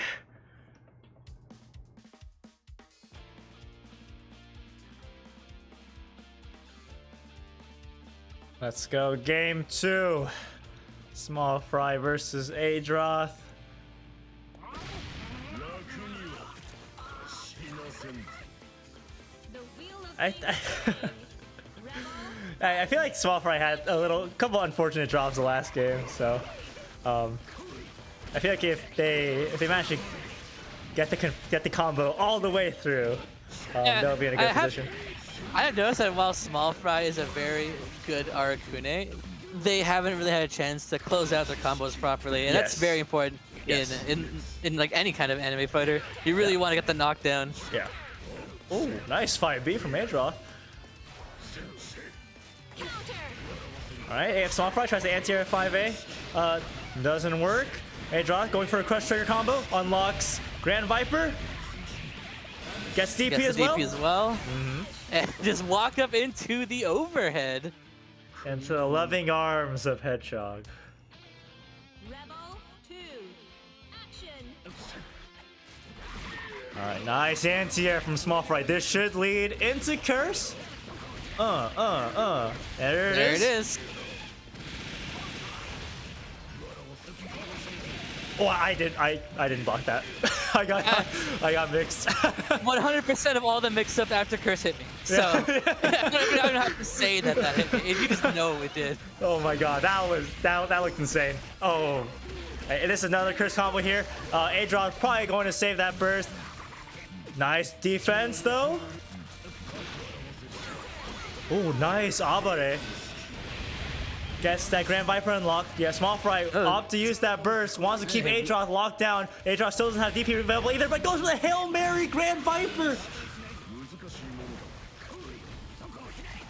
Oh, nice. okay. Almost ran into that bug. Yeah, Almost, but we're almost. good. We're good. Yep. That's This still gonna be the this should round. death, yes. But Small Fry does not have a burst, and not having a burst against Susanoo can be really bad if you let him get in. So you gotta be Yes. really careful now. Yep. One hit, one clean hit. There it is. Grand Viper. This is where the snowball starts. He's got not it. even going for DP. He's just going for the wheel. Yeah, he's going for the offensive seals. I respect that. He knows that Small Fry doesn't have burst available. This is free. This won't kill, but it's gonna hurt. Laser. I'm gonna fire my laser. 5.3k. All right, Small Fry. Oh, I was gonna say Small Fry has burst OD available, but And between like Adroth and Ice Cold, I've been seeing so much mileage from 6D. yeah.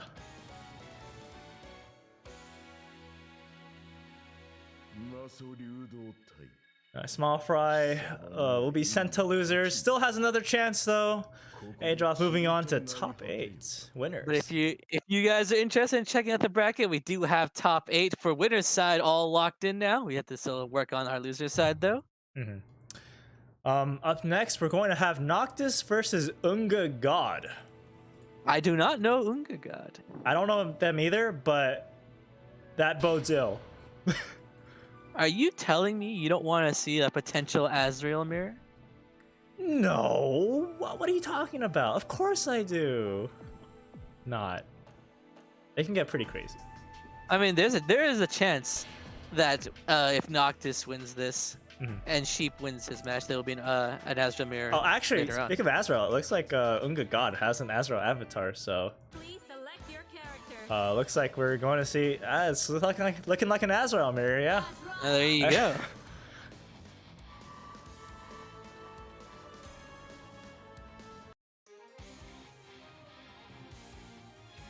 Well, that means if Sheep wins, there'll be another Azrael mirror for Noctis Woo! waiting. I love Azrael.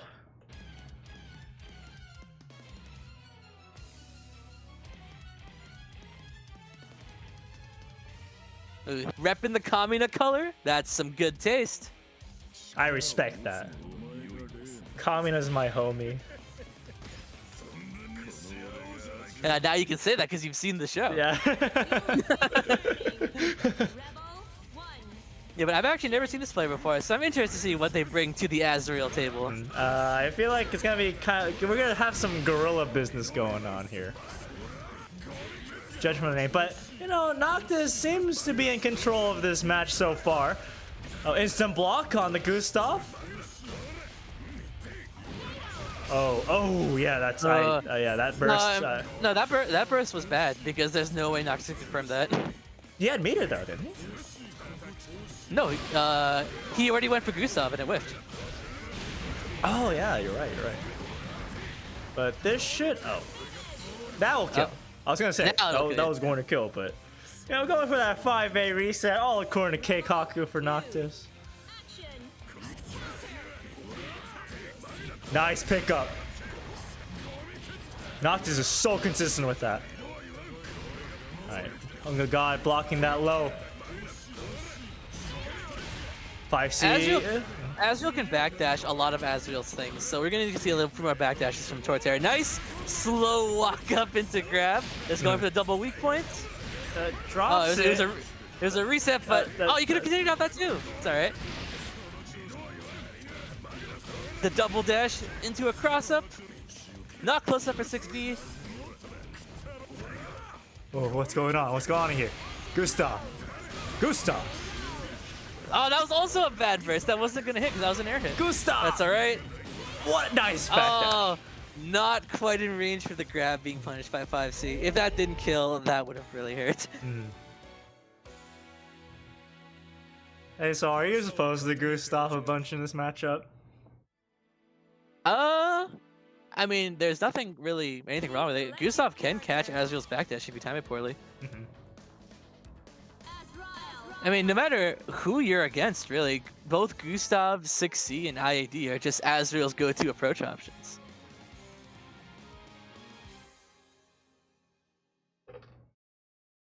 Oh, I just read his decode. I just read it too. I'm like, do I say anything? Should I point anything out? Let's just continue with the match.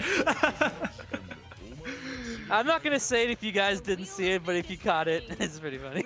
Rebel 1. Action. Don't worry about it. Noctis with that 3C. That is 3C, right? Where he jumps forward. Yeah, that is 3C. Yeah, okay. Yeah, that 3C. All right. Unga God could have punished that Gustav there. He did instant block it. Well, if Azrael's backdashing away from each other. The gorillas are respecting each other. 5A, wake up! And because it was on a 5D, it turned into an air hit. Yeah. You don't see that every day. I crossed. Oh, what side was that? If you dash and then jump forward slightly, it'll always be a double cross up with Azrael in the corner. A little too far away to punish that, so... Oh, nice pickup from Unga God. Unga God still has both weak points applied to it. Just kidding. Low weak point. 5A's the 5D again. Gorillas don't respect other gorillas. This is a showmanship of strength. Which gorilla will be the alpha male? The silverback gorilla, if you will. Welcome to National Geographic. I'm your host, CH Final. And with me is my co-host, Scrib. We are watching two gorillas going at it. Which gorilla can beat their chest the loudest? Here we go. Noctis has quite the life lead right now. Oh, I think that was supposed to be a cross-up attempt. No, it's actually that's the mix-up. If you cross them up and jump forward, it's a double cross-up. But if you cross up and jump up, it's a singular cross-up. Oh so that's the mix-up. There's so many mix-ups with this character. Make it stop. Right, 5C. Just spacing out. Gustav. Death. And that's it. Noctis showing that he is the gorillaest gorilla of this particular zoo over here. The zoo called Central Clash. That's my favorite zoo.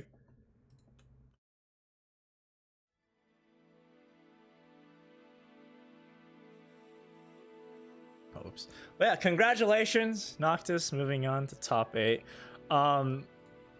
Good showing from Munga God, though. Good showing from all of our players that we've seen so far. Just great gameplay in this amazing game called Blaze Blue Central Fiction. Please do play it. It's great. It's fun. It's true. But, Yeah. you know, it doesn't have... Oh my god, my voice. I need a drink. It doesn't have rollback netcode, but as long does as you're willing to put up with that, then definitely it is a game to try out. Yes. Yeah. But before we move on to top 8, we're gonna take a quick 3-minute break. I need that water. Yeah, hit that restroom, get that water, and we'll be right back. So, thank you guys. See you in a bit.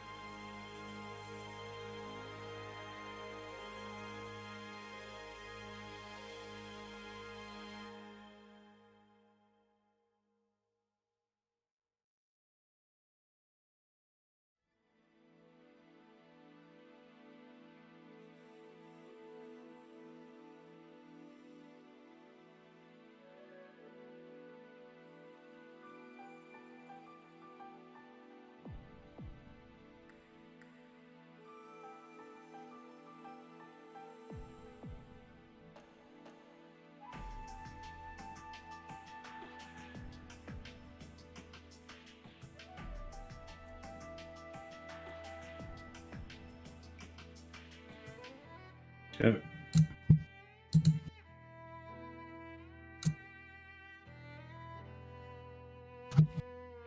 Hello, welcome everyone. We're back. We got top 8 for BBCF Central Clash.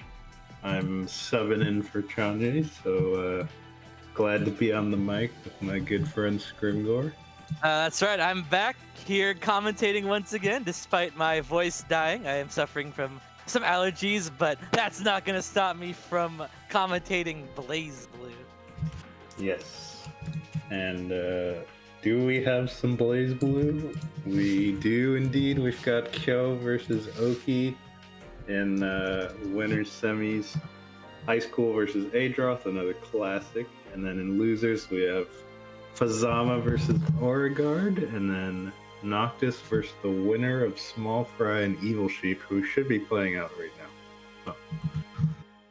And those are all of our top 8 participants, but if you would like to check out the bracket to see how the other matches have gone, feel free to do so by typing an exclamation mark bracket in chat. Actually, I just only was updated now recently. I didn't see Fazama winning 2-0 against Toast over there. That's interesting. Fazama's been having a very good tournament showing this time. Yes, I think our players are ready, so we can start. Oki versus Kyo. This is a classic if you watched our tournaments. I think as far back as like the really early Stomp On 'Ems, these guys have always played against each other near the end of the tournament. Very dominant players with their characters, so it's nice to see them here in the modern day era. I think historically, Kyo, of course, has the winning record since she's been really dominant over every player. But yeah, I believe we mentioned it that she's won almost every tournament, losing only to Psychotic. And since Psychotic is in fact not Oki, I believe Kyo has 100% win rate in tournaments. Yes, at least as far as stats go. But we'll see if this is the time, if this is Oki's chance to turn things around. How do you feel about 9 versus Mai? It sort of depends. Like, Mai, of course, can play Keep Away or Rush Down, which really makes her versatile and neutral, so it sort of depends on the style Kyo goes for. It looks like so far she's sort of playing far back, facing herself, and then when she sees the opening, she can go in. Like, right now, she's trying to force Oki to come in with teleports, and that's her chance to get started with a block string or something like that. But it seems to be Oki who finds the first hit. Yeah, we saw it against Beauregard as well, where Kyo can just stay back, full screen, and then just close the gap instantly once you see the opening. And that's actually very strong against 9 in general, because 9 can't hit you full screen, unlike New. Yeah. And I did mention this against Fazama in Oki, where if you can close the gap against 9, and she whiffs a button, then that's just, you're dead.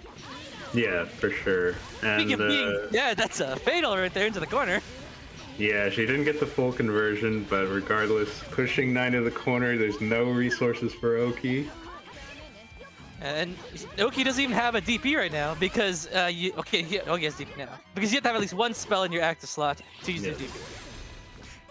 So what Kyo's looking for on pressure is she can space herself out to a point where 9 sort of wants to jump out or teleport forward, and that's when Mai can either flip or backdash and punish the spacing there. And relentless with the pressure there, Kyo takes game 1 pretty cleanly. Oh wait, yeah, that was already game 1. I thought that was round 1, but yeah, sometimes time flies. Either with 9 or Mai, once you give them like the momentum, they can easily just steal away around her game apparently. Because I was commentating that and I didn't even know that that was round 2. Yeah. But, you know, on the flip side, 9 can definitely win the matchup. It just depends on how Oki decides to move around Mai, because as it's...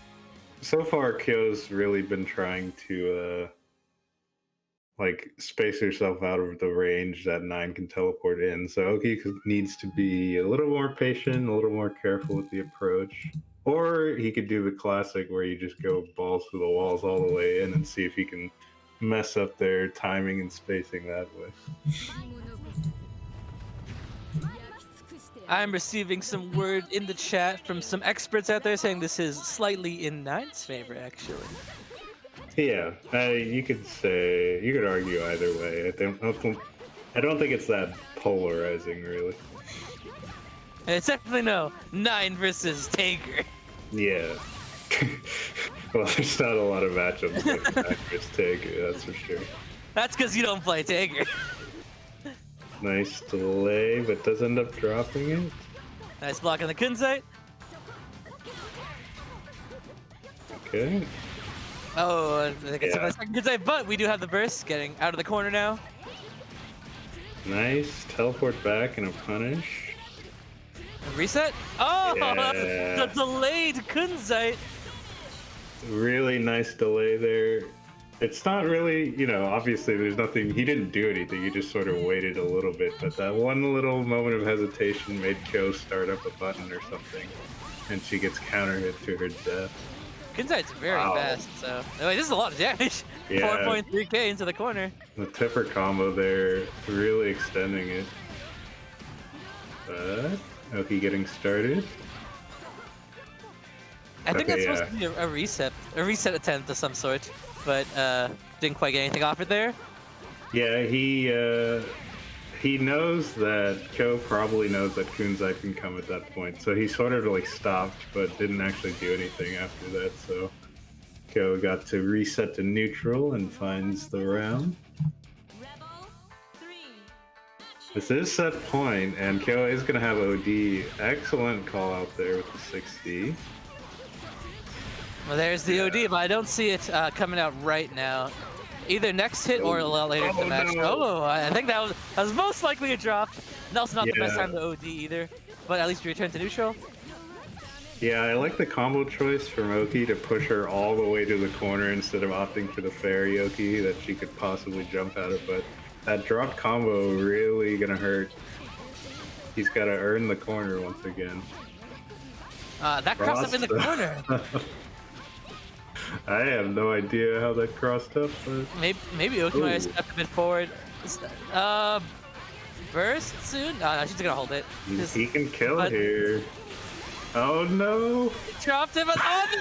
Here, crush trigger. I don't know what he wanted right there, but Nine's crush trigger does indeed kick to the sky, and that's what happened right there. Could not have killed there. I'm not too familiar with her super optimal combos. It always just kind of surprises me when she gets that big burst of damage at the end with an OD, but I wasn't sure. Yeah, Oki saying in the chat miss input, but No, it Oki, works you out can't. You can't say that, Oki. You gotta say that that was planned.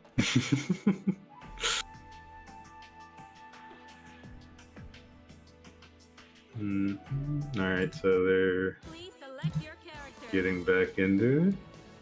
Yeah, it is 1-1 now. 9 the mountain, Natsume. Yeah, I think that round Oki was really good at calling out Kyo trying to reset into neutral via air dashing back or backflipping. You saw 6C catch that a couple times, so nice little adjustment. If I had to guess, I'm honestly thinking that Kyo's gonna go super aggro this match, but we'll see. Yeah, I mean, if you're playing a bit defensively and they're calling you out, that's when you just gotta switch up your playstyle and just go full in, throw them off their game. You Yeah. can't let your opponent adjust and learn you. You have to be able to adjust yourself on the fly. Yeah, And that's- she's flying in already. But that goes without saying when Oh. it comes to top level play, for sure. Alright, Charles knocked down. Did Oh, she just no. go through Shoral there? I'm not exactly sure. Oh man. We're seeing a lot of Shoral. Yeah, I think he's trying to cover his space in that like slightly above jump height space where he can get a fast hurt box out with that. But so far, Mai going right under, and Kyo's finding the hit and the corner, which is what she needs. It's just like you said, like this time Kyo's mixed up, going full aggro. So far Yeah. paying off. That's gonna be round 1 and set point for Kyo. Yeah, I mean, Oki, those call-outs on the resets to neutral aren't going to work anymore, so he's going to have to meet her aggression or keep her out or do something. Oh my god, the conversion. This is gonna be a full combo into the corner here for Cave, and Yeah, I the see- air hit 5C. I think next hit on Oki is gonna burst. So I wonder if Kyo will be ready for that. Very nice. What's the reset? Oh, it was a. That was a good flip, but not that time. Caught the flip, forcing the burst off Kyo. Yeah, you can see Air Crimson Raider, you really only use it if you really need to keep your opponent in the corner. So he's trying to keep her there as hard as he can. Oh no! Oh, No, the I've- momentum gone, and that's gonna I've be seen it. that sequence so many times between these two. Oh, brutal. Loading up Ender the right old there. knowledge, the classic data from when they fought before. 魔物の魔法 Yeah, Kyo really loves doing the Astrals, and she was a little bit off there, but that throw into the burst fate really sealed the deal there. Very nice stuff. Kyo moving on 2-1 into winners finals. I believe next we have another classic, but this time from somewhere else. This is the Boston Blue Beat Classic, Ice Cool versus Adroth. Our Yes. favorite matchup, Susano Mirror. Yes, for those of you who don't know me, I am not the biggest fan of this matchup, yet I found myself commentating it almost every time I commentate stuff. Specifically with these two players, actually. Not with Yeah. just me, but Adroth versus Ice Cool, as mentioned by Kasha earlier. They fight a lot. I guess that's what Mhm. happens when those two players are like the go-to high-level Susanoo players these days who Yeah. consistently enter tournaments. So if you're not ready to fight Susanoo, chances are you'll probably lose to him. Hence, these two be meeting up in top 8 and thus fighting a lot. It's happened a lot, and this time it's actually both the winners. So no matter who ends up losing here, they'll still be in the tournament. Yeah, I mean, both these players are really strong Susanos, and they're both in the East Coast, so it's inevitable that they're going to meet up a lot. And I know that Ice School won yesterday, I believe, in the 3v3s. So Yes. I know generally they go back and forth, but I think Ice School has like an edge on the matchup overall. I could be wrong about that, but that's the feeling I get with There's the overall record. Yeah, there's probably some like deep lore and backstory between all the games these two players played. Unfortunately, I'm not too well versed in my Blaze Blue community to know exactly how these matches go. But from my experience, at least, I've seen Ice Cool edge out. But Susanoo Mirror is definitely the definition of a coin Yeah, flip, especially when both players are as skilled as they are. So that is true. So yeah, we're waiting around for Adroth, but you know, as much as I don't like Susanoo Mirrors, I don't like playing them. I do kind of like watching them just because it just flips so like at the drop of a hat, everything changes. So it is kind of exciting when characters can pull out those like come from behind victories. So we'll that see is what fair. happens. I do like a classic come from behind victory, but I don't know. It just also feels kind of wrong to me when it's like I don't know. It's hard to describe. I don't really want to get into it. Just my opinion on this, but regardless, I'd rather still commentate two really good players, regardless of who they play. Yeah. It's always a pleasure watching these two fight. For sure. Coliseum silent. Are they gonna go to the must die? You have to do it, right? Yeah. We got away from it. Thin red line. He baited us. He hovered over must die, and we switched it up here. This is one of those songs where I don't mind the song. It's actually pretty solid, Yeah. but it's like, who goes out of their way to pick it? Like, if it comes up on random, great, I don't mind, let's do it. But it's just like, oh yeah, thin red line. I see someone in the chat saying it's a banger, but I'm pretty sure Spooky Blast is also an Arcane player, so I'm not surprised. Yeah, but regardless, game one between these two. We'll see who comes on out of this today. Alright. Double overhead, immediately bursts in, don't want to give us this advantage, but runs into the 5v, spending OD to get more steals.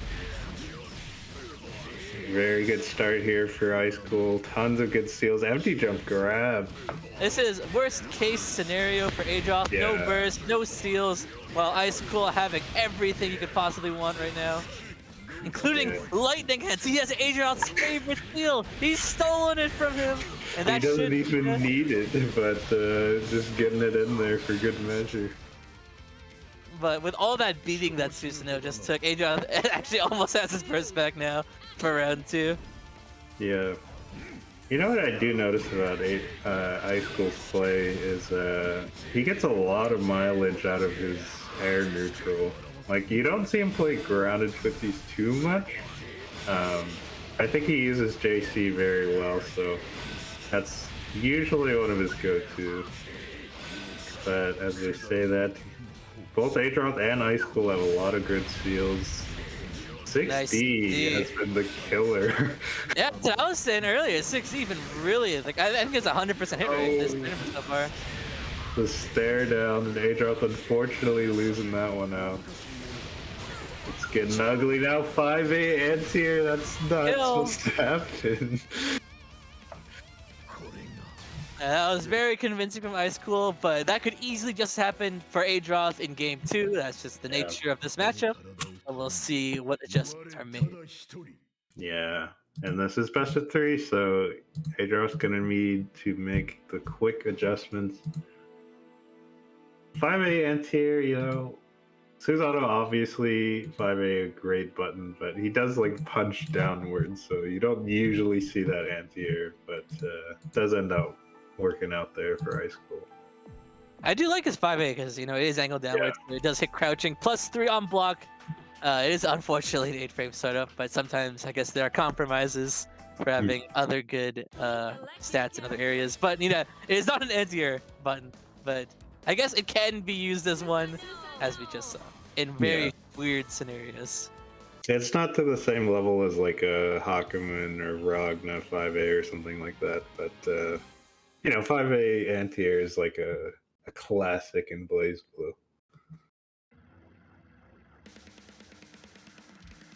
Unless you're Tiger, in which your 2A is probably better. That's true. But I mean, anything's better than Taker's actual aim. Alright, straight in there with the IDJC. We got the 6A. That's going to give him his DP as well. Oh. Ice Cool already having a big advantage in this matchup with that DP. Yeah. You can see, like, Ice Cool getting so much mileage out of JC. He actually didn't have to crush trigger that. He'd have lightning hands, but Adroth bursted regardless. This is getting ugly. All the momentum here in Ice Cool's court. Nice block. Oh, sorry, nice tech on the grab, and now it's Adroth's turn to pressure. Have to be careful with the DP though. He does have that on the table. He flinches, gets hit with the mid. Oh, I don't know what Ice Cool's trying to 2B there, but whatever it was, yeah, he made that really well. We got level 3 Sand King. Nice awareness with the barrier there. Oh no. But his barrier is being drained. It's gonna, yeah, gotta counter himself. Yeah, he had to get out of there because level 3 Sand Kick's gonna kill him soon. With a 5B air hit, level 3 Sand Kick on the table, and Dangerous State in the corner. That was 5K or more without a meter. Nice. Yes, and the 6C confirm afterwards, optimizing the combo. Oh no. Did drop it. Unfortunate, but still has seal advantage and pressure advantage over Ice Cool right now. Dropping that ender really sucks because you usually miss out on a seal of your choice that's really strong. Nice. Even on instant block, Susanoo can't contest that. You gotta IBD. So Adroth, very nice recognition on the instant block there. Immediately switches to 2A. Just keeping the pressure on Susanoo. Can't really get out of this without an IBB. Nice. Oh yeah. Nice rapid. Also went for the cheeky overhead afterwards, but Ice Cool knows he was ready for the overhead there. Oh god! Faced that perfectly just for the pillar to hit. Spin wheel. Level 2. Oh, that would have been such a bad trade there. But Ice Cool spending the OD, wants the seals. He's gonna get it. He really loves doing the empty mix-ups there. But Adroth straight in, reset with the 6D. I'm guessing that's like the multi-layered mix-up because these players having fought each other so many times have already learned to respect each other, so you can get away with doing the cheekier mix-ups like empty jump into nothing. Yeah, God Press unlocked. Oh, he tried to grab it! Oh, you could have caught off that with lightning hands cancel. That is a hard pickup there for sure. But he didn't even attempt. One crush trigger that. Oh no, what happened to get Grand Viper? Adroth on his last leg spot. Oh no, gets hit by the 5B with Ice Cool taking it 2-0. Pretty clean. That's Well, gonna set up Ice School versus Kyo. it was mostly clean until he got like that big splotch of dirt on him when he got perfected in that other round. But it was Yeah. mostly clean for sure. All right, so nice stuff to Ice School. That's gonna be an interesting winners finals because I feel like Ice School and Kyo have been pretty dominant in BBCF, the net play tournaments. So that's gonna be like a clash of the two titans there. So should be fun to watch. But I think for now we're gonna move down to losers. For now, we're going to lose. Yeah. Someone has to lose, right? That is true. Though now that we're on loser side, whoever is out is actually out. So you're on your last legs here, but we do have. Well, are we going straight to Fazama and Oregard? Yes, that should be it.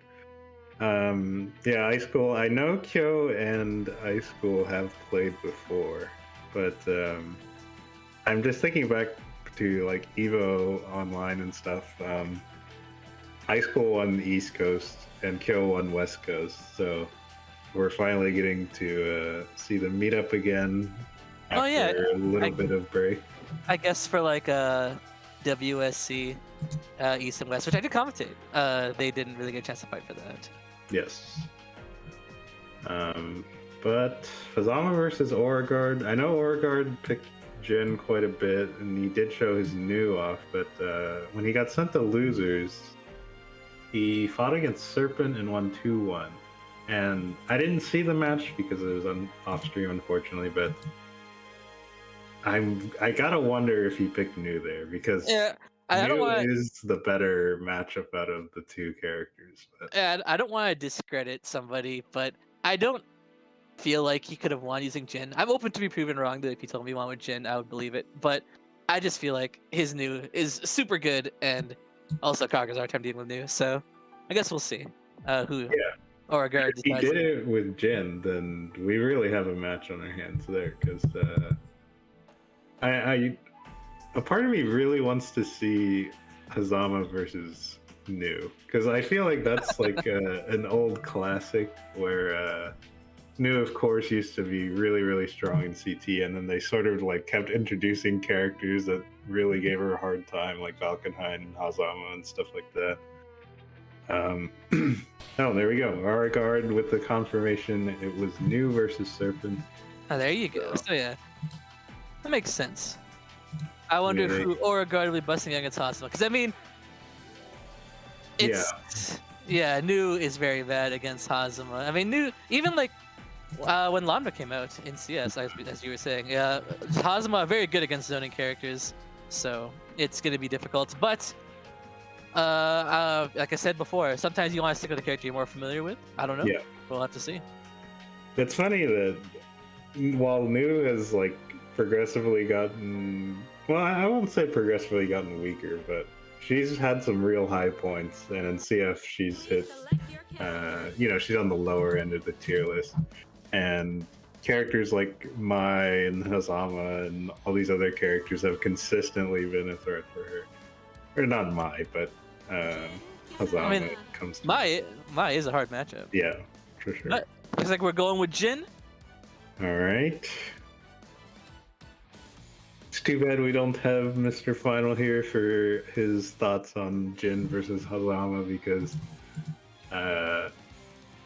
we both dabble in Jin, I suppose, but I don't really know this matchup, to be honest. I main Jin before Hazama was even in the game. That's true, but CT Jin was a whole different beast. No, that's true. Yeah, CT Jin didn't even have JC, or at least the JC he has now. Instead, he had to shake to get out of the ice or whatever. That's true. The classic, the mini game. All right, but getting started here. Different color than we're seeing a lot of stutters here, so I'm Yeah, wondering I think we're experiencing some lag. It had to happen at some point with your net play tournaments. Oh, Alright. the connection was lost. Let's see what's going on. Did both players leave? No, wait, they're both here. Wait, then how did we even exit the room? Or did one of them just quit and rejoin really fast? Might have been that. Okay, so Fazama said give me a second. We'll get that sorted out. Are you gonna start the timer? Yeah, we'll give it some time. But, yeah, while we're waiting, China can pull up the bracket. The next match will be Evil Sheep versus Noctis. Which, Yeah, I was talking about that potential Asriel mirror, and looks like Noctis is gonna have to go through 2 Asriel mirrors since he just Yeah. beat the Unga Lord, I believe his name was. Unga God, Yeah. sorry. And the winner of that faces Oki. So no matter which Azrael comes out on top of there, somebody's facing a 9. So we're gonna see that matchup in all of its glory. Rest in peace, Dogura. Man hated it so much he moved to a different game. But yeah, it looks like we're going back into it. Hopefully we get that connection issue sorted out. We can all hope for the good old BBCF rollback, but for now we gotta deal with what we have.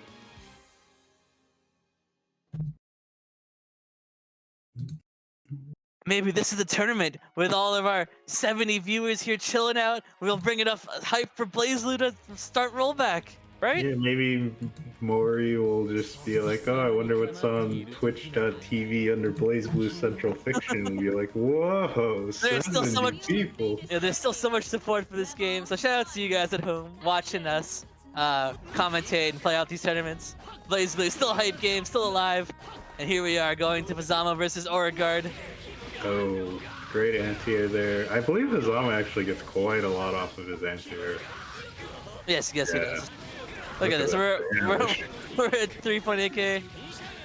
Ouch, gets caught trying to jump, I think. Ice Wake car up, on Ice Wake Up Car. again. We saw that earlier, right? Yeah, well, it was D-car, but yeah, I'm not sure what exactly Aurigard's trying to hit there. Oh no. You heard the DDP for all the way down there. And that was a punish. There is no escaping that one. Action. Alright. Going for an air grab reset, but did not tech at the right angle for Fazama to catch him. It's Aurigard's turn to pressure. What's the pressure? Overhead. Ah, nice smash out on the 5V. The 5B into 5B. You gotta condition your opponent first before you can get away with the pressure resets like that. We're gonna get the Hungry Coils again. Interesting route there. Cross up in a burst. Bait. I think that's like the auto burst bait, but still good stuff from He Fazama. might be dead. Yeah, I didn't know Hotenji did this. Yeah, he is dead.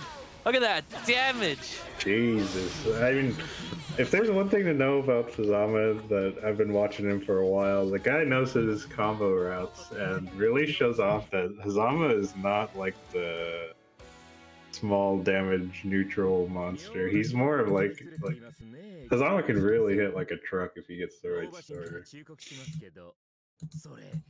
Yeah, actually, one thing in particular, if I get this a lot when I play with Fazama, is if you round start Venom Sword and it's a counter hit, it'll be 4k in the corner. It's like you'd expect like something like Venom Sword to do that much damage and get that much mileage off it, but it's crazy. Like he definitely knows all those wacky confirms like you mentioned.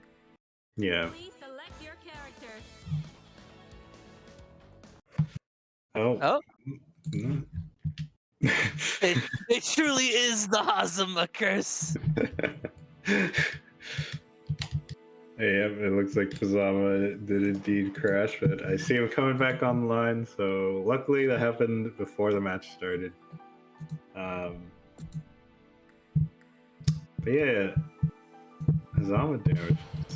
It's always surprising to me, because you feel like a character that's that good in neutral shouldn't be churning out the damage, but sometimes that's how it goes. No, it's funny because when Hazama was first announced as a playable character in CS, I was like super excited to play him because I thought he was a cool character in the story. But he fell into the category of, like you said, a neutral monster, but not too much damage, and Mhm. so I lost all interest. But if Hazama had the damage he has now in CS, there's probably some alternate universe where I made Hazama. Yeah.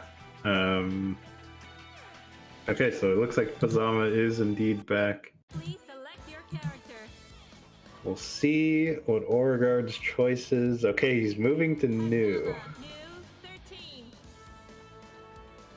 So this is a little bit interesting because I could be wrong about this, but I believe that Beauregard sort of like shot up in terms of how good he was as a player. Because I thought I remembered like a year or two ago, he was more on the newer side, and he sort of became very strong very, very quickly. So my question here is, does he have like legacy experience with this matchup, or has he been learning off the rip here?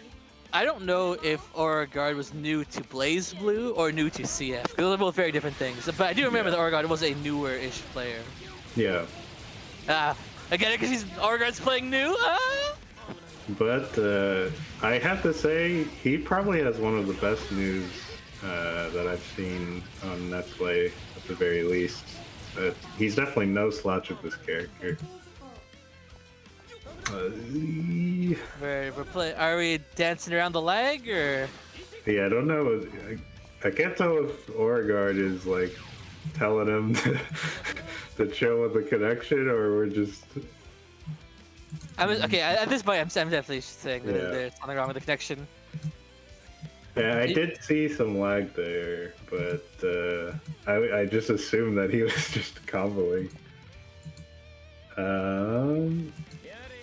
Alright, so it looks like he's requesting a lag test.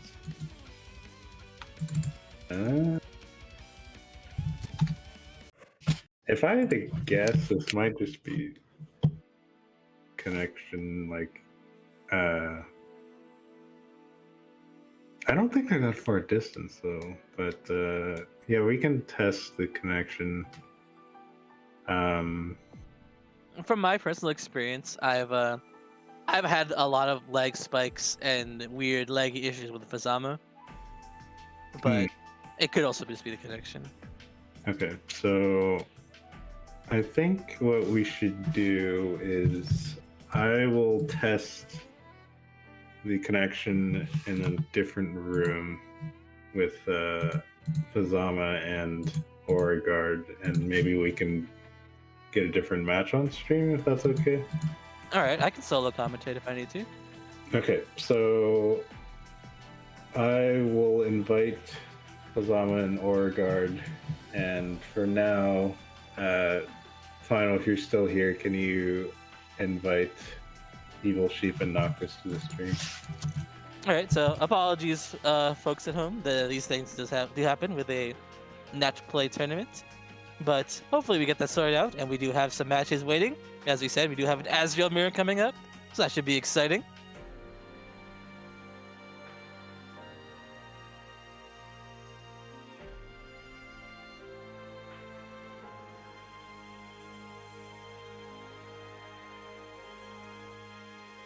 So whenever the players are ready, in the meantime, I'll just be here talking to myself as we wait for the players to join. So Asriel versus Asriel. You know, I think Evil Sheep and Noctis have actually fought before. It doesn't happen anywhere near as frequently as we've seen Icicle versus Ajoth, but I do feel like it is of like the same caliber where they're both very, very good Asriels, but as my own personal bias, I'd like to chip in that I do think Sheep has the advantage here. I think he is the slightly stronger player, but again, as I said this before many times, that being at this level of play when everybody is just really good, we're in top 8 in this big tournament. Even if one player is definitely, I would think, would be the better player, it doesn't necessarily mean it's actually going to go that way. And Noctis is definitely not someone you should sleep on. Very strong as request. We've already seen it. We don't even have to tell you. Yeah, I so agree. Here we are. Oh, hey, what's up? Are you gonna help commentate yeah, with me? I'll sub in for Corey. All right. Well, it looks like I won't be commentating solo, which is probably for the best, because I was actually running out of things to say. So here we go. We're starting out the match. Yeah. So this is our losers top 8: Noctis versus Evil Sheep. Asriel mirrors. Fairly volatile matchup. Well, I mentioned this when we saw Unga God, is that Asriel can like backdash everything Asriel does. Yeah. So this is this is a mirror that I'm not the biggest fan of personally. I know a lot of people don't like mirrors, so it's not a Better big than surprise. Susanoo But, mirrors. The wheel of fate I is mean, turning. yeah, but that matchup I hate. But we're not seeing that right now. Like most matchups are actually neutral about like Ragnar mirrors, whatever. You know, Yeah. Jin mirrors, okay. But Azrael mirrors, this Did you is see that like double dash? Yeah. we just side swap both players. It's just like Azrael deals with himself pretty well. But we got the double weak point from Noctis there. Yep. Catching the backdash as well, very nice. It's gonna be double weak point here as well. Yeah, there we go, setting it up.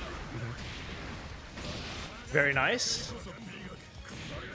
5C. Sheep. Can't really do off of that because that was an air hit. 5C. So Sheep trying to get his distance here. There we go. He's got something going out, but Noctis doesn't want any of that. Bursting Yeah. out immediately. That's a fatal, but Noctis doesn't have to confirm.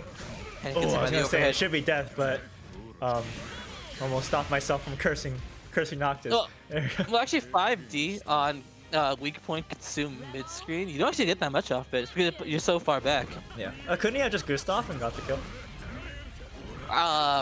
Maybe. I don't actually remember the health amount, Yeah.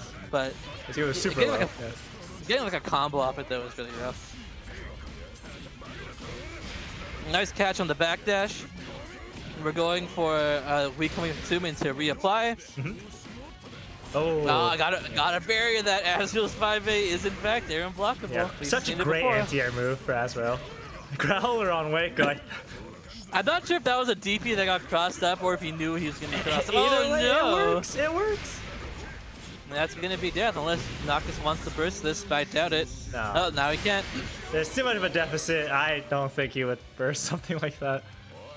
No never know. Cali I've burst. seen- No Cali burst here. Not allowed. We've seen that burst a few times this tournament so far.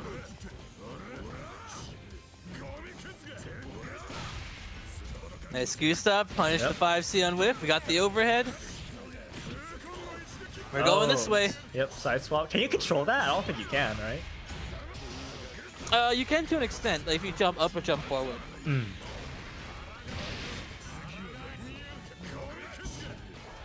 Alright, facing each other out, 5C and some dashes here and there. Noxus gets that Gustav hit in. Alright, going for a Valiant combo. We are. It's not going to be that much damage, but every bit counts. Yep. 3.5 is nothing to scoff at. That's true. But 50 meter, it's especially if you're Azrael. But it was a Yeah. DP start, so I don't blame you. Yeah. Oh, risked it all for the EA, did not pay off. Noctis was ready, taking game one. 他者を糧にしてこその強者 Please select your character. Azrael. So what do you think Sheep needs to do to deal with this? I'm gonna be honest with you. I have no idea how to play this matchup as Azrael. Well, from what I've been seeing, it's just he's been losing out on just trade attempts or getting hit a lot by stray hits, and Noctis has been able to confirm off of them. So, and there's also some very unfortunate occurrences of like, you know, that wake up, the cross up. The other DP. What's the other DP called? Growler? Growler. Yes, yes. It's just little things like that.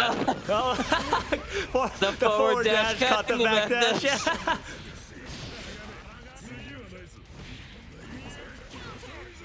Sheep is in his. Oh, that was a sick confirm. Didn't quite kill. Finish it off though. Oh, Sheep is in his. He's in his angry form right now. He's Yeah. all He's glowing mad. red, Yeah, he's red. spending the 50 meters. That for the angry corner emoji turn. coming out. They're just dashing all over the place. Backdash 5C, classic. Nice way to space out your opponent. And now we're back to neutral. Oh, Gustav Counter, the yeah, Gustav. counter Gustav. Fastest draw in the West. Oh my god. Azrael is a cowboy now. Rebel 2. Action. A nice 5D. Gets that upper weak point applied. A crouch confirm. That was not No, a crouch no, confirm. he He doesn't opted get just a for the crouch corner confirm. carry there. Oh, nice bait on the answer. Oh, Both of these This time it players, was- yeah, both of these players are just going crazy with their dashes, right? They're both using their dashes to catch each other back dashing. that's what I said. Azrael really has the tools to deal with Azrael. Yeah. Oh, dashes into the 5C.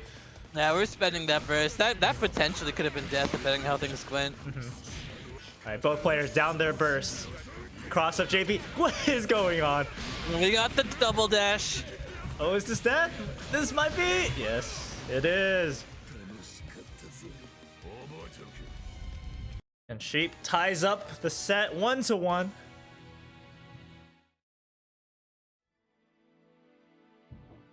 I guess whatever the adjustment was, Sheep did it. So, because I asked you that question hoping you would give me an answer because I don't know the answer. I think Azrael. it's just like both of these players are playing this matchup fine in my opinion. It's just whoever gets the straight hits, whoever gets the backdash punishes, right? Whoever gets, it's actually said before, Azrael has the tools to beat Azrael. So it's whoever's utilizing the tools better in those specific situations.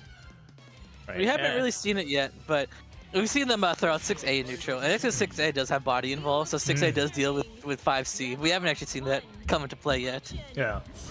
Maybe 6A will also maybe it might be good too stuff. risky. They might know something we don't. I mean, they've been doing it, and they just haven't. No one's actually fallen for it. Right. Alright, that's plus. Didn't insta block it. You gotta know that as an Azrael player. But I guess you're trying to bank on the fact that maybe she With the extra mind games, you know. Alright, upper weak point applied to Sheep. Sheep currently in the corner. Eats the. I'm surprised a little they didn't too connect. slow. That's 2C is actually the correct choice there, but Noctis was a bit too slow. Yeah, drops the combo there. 5C whiffs each other. There it is. There is the forward Great dash. call Yeah. out. That was a great call on the back dash.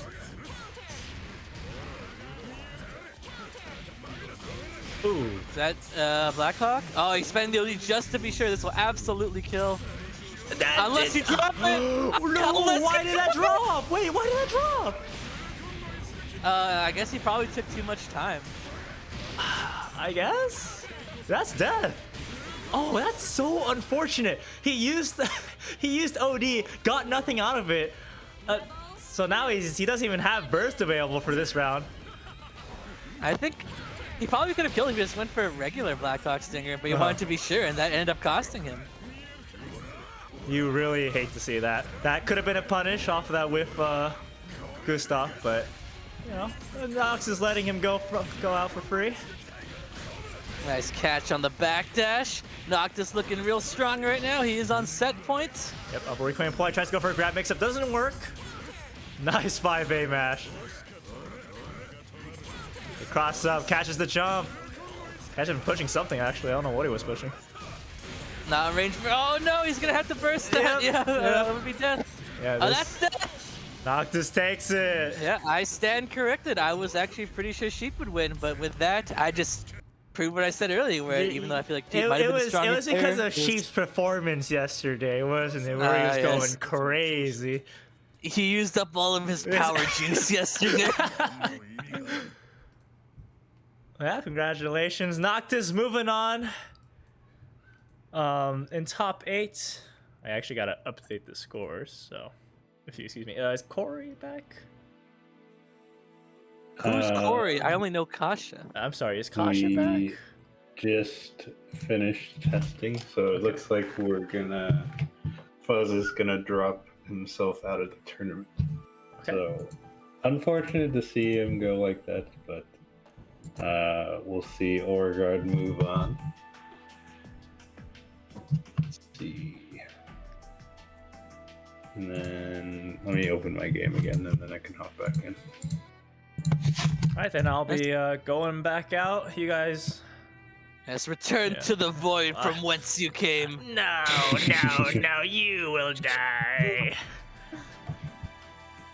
Alright, so I didn't get to see what happened there, unfortunately, but it looks like Noctis beat Evil Sheep 2-1, is that correct? Yes, that is correct. Alright. I'll have to go back and watch that one. So I think for now we will go to winners finals. Ooh, well, moving all the way up to winners finals then. As we mentioned earlier, winners finals is Kyo versus Ice Cool. Yes, actually, I think I need to actually join the room. I just opened Blaze when I'm sitting at the menu.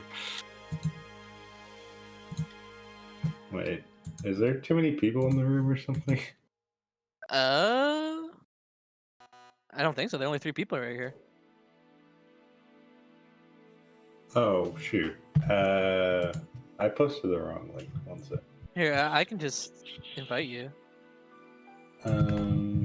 Well, I also need to send the link to high school, and I think this is the right one. So.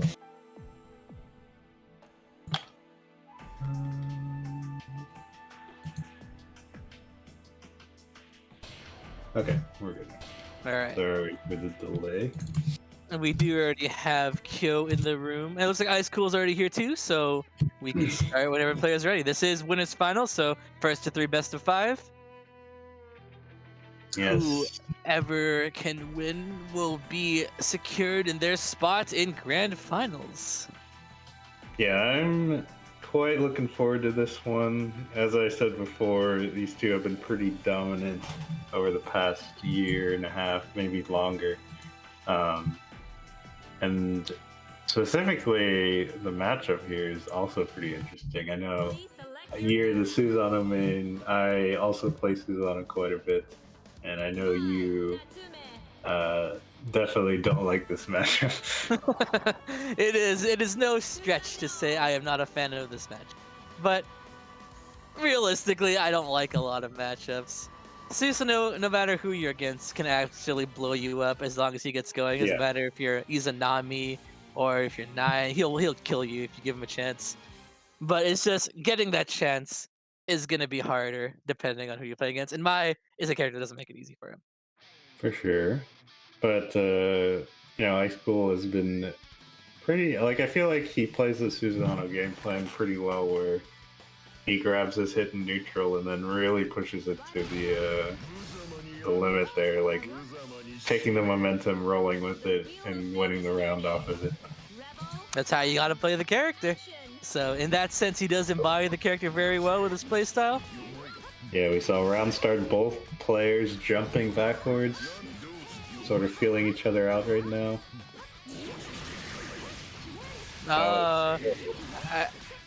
It looks like Ice Cool. I wasn't expecting Mai to do just the exact follow-up. Maybe should have went for the E8. Oh, and flips over the 2A. This is the bad spot for Susanoo right now with no steals. Yeah, she was so ready to flip out of that and punish the 2A, actually. Flip, of course, having the frame 1 foot involved. So if you leave any hole for her to get out of a 2A, then that'll go right over. Nice blocks from Ice Cool, though still no closer to any seals. There we go, you guys first on the board. That's the overhead. I love the call out there on the double flip up. Ice Cool just jumped up and met it with the backwards part of JA, so very nice call out. Oh my god. Interesting choice. Ice Cool rapided the 6V, seeing that Kyo had instant blocked it, but he didn't do anything after that. So. Yeah, he was looking for a counter assault right there, but the instant that he thought Kyo was going to counter assault, she immediately did the flip into the dive. So coming up wrong on the RPS there. But you gotta watch out. Mai does have extra air mobility. You can't just assume that she's double jumped that you can just get a free anti-air like that. Yeah. Alright. Nice. Whip punishes the air dash approach. Just spending the meter to get the extra seals. We got the core right now. That's what all the Susanoos want. Classic. Alright. Grabbing the seals. Immediate counter sold out. Just running up all the way across the screen into a throw with the tech. See, and speaking of throws, there's the throw counter. That should be this. Yeah, there we go. Didn't even need to spend the meter for the distortion. Just went straight for the Grand Viper and it killed. And we're now 1-1. Both players having their burst. Very even so far. Another ID back from both players. Gotta watch out for those air hits. Make sure you're burying when you're in the air. Nice jump out. Eventually gets the neutral jump punished too. Spending the OD, gotta get your seals. Alright. I like the OD usage so far from Ice Cool. Alright. I was gonna say that's twice now that Kyo has IED'd in Ooh, great slightly 5A. undershooting, and Ice Cool is punished with 5B there. Oh. Yeah, Ice Cool very ready for these attempted resets from Kyo. Nice 6A. I was thinking in my head 6A here, and it worked. Oh, Ooh. that was amazing right there. That was a great lighting hands. I don't even know. DC might have hit right there. It's just that Lighting Hands came out immediately to stuff that. Trying to bait a burst. Or it's trying to do a fuzzy right there, I think. Nice instant block, but I think even on instant block, that move is 2+ for Susanoo to do anything. Yeah, gets clipped by the overhead. That does force crouching, so she gets a nice juicy combo after that. Oh no. Empty jump low, yeah, great. Nice throw text, DP. Great defensive options by Ice Cool. We're running out of time. We're down to 13 seconds, 12 seconds. No. Oh, you could have rapid that. Oh my god.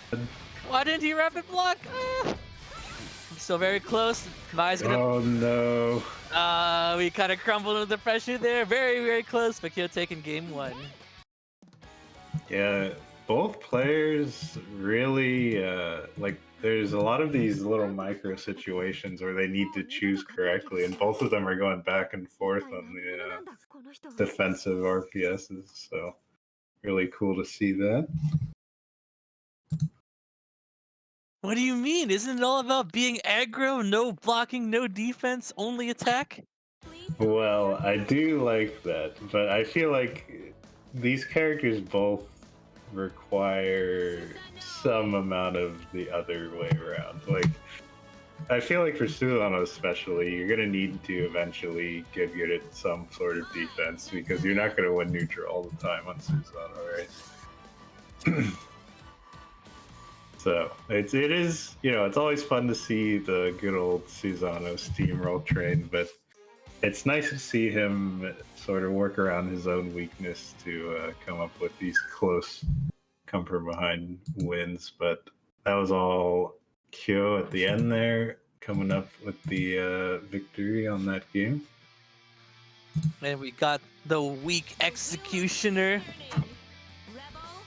Another interesting song there, but Another song related to Arakune, in fact. Arakune is just the hero of the tournament.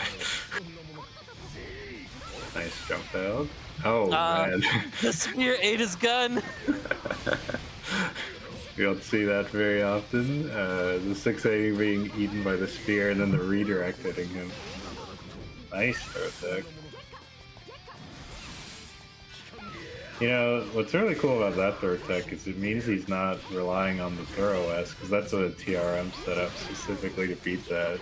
But he does get hit with the standing overhead reset. And despite seeing some pretty good defense from Ice School here, we're still in a scenario. Oh, I was gonna say we're still in a scenario where he's being perfected. But I spoke too soon. Turning things around, you have the fully charged Crush Gear combo up as well, which gives him all the seals he wants and the corner. Yeah, the confidence there to go for the 5B challenge, but Kyo flips right on out and gets the final hit with the dive. Oh, that was like the first time where both players decided to go aggressive on round start, and Mai comes up with the win there. Oh my god. That AP still active, and because that was the right hand, you could combo off meterlessly, forcing the burst off Kyo. Wow. Yeah, this is a complete opposite of the other game. Like, both players going in this game. It's game 1, they're just feeling each other out, and now they're confident just to run the normal game plan. And that's gonna be it. Yeah, you can't roll forward there, and Ice Cool picks up the round win off of that one. So once again, we're going into round 3. Nice cross up. Nice confirm, pushing him to the corner. Alright. Empty low. Yeah. And now this is the my train right now. Susanoo, no seals, no burst, no meter. What are you gonna do? You gotta take this. That's this is where Kyo really shines, where she gets you in the corner, and then a lot of these things are not technically safe or anything like that, but she knows that you have to respect her, or not that you have to, but you're going to respect her. Yeah, that was just a worst case scenario situation for Ice Cool there, where he found himself in the corner against Mai with no options available to him.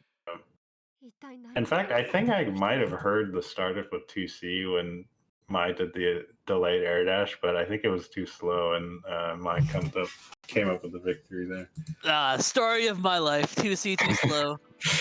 You really have to be proactive when you're trying to use that anti-air in that situation. Alright, so Ice Cool finding himself down 2-0. But luckily for Ice Cool, this is grand final, so he has a chance to come back, but he cannot afford to lose another game. You know, I wasn't gonna bring it up, but I have to do it at this point. I believe Ice Cool yesterday came in with a strong statement about his performance today in CF. So if he loses here, it's really gonna be you're gonna see that everywhere. The copy pasta. Yes, but as it stands, he came out with a great start, grabbing the burst off of that. Oh my god. Got hit by all the low projectiles, but it's not that much damage, but it's starting to add up. Backdash, I don't know if he wanted that there. It might have been an IB mistake or something, but it did get caught. And go right back in it. Wow, I can't believe she can flip out of that. Immediate flip on that low hit. Oh my god, so close there to a tipper counter hit that would have sealed the deal. Trade not in favor. Double Himeyuri. And now Kyo on set point. Yeah, set point. She does not have burst. Well, she has burst advantage now, but nice whip punish on 2C. No crouch confirmed. You could have gotten Ground Viper without spending the meter for it, but yeah, we still got the seal. It's fine. Oh, nice. That's the classic whip 5A into grab. Yeah, looking good this round. Mai's not gonna have any defensive options unless she chooses to burst right here, which is I don't imagine she'll do it.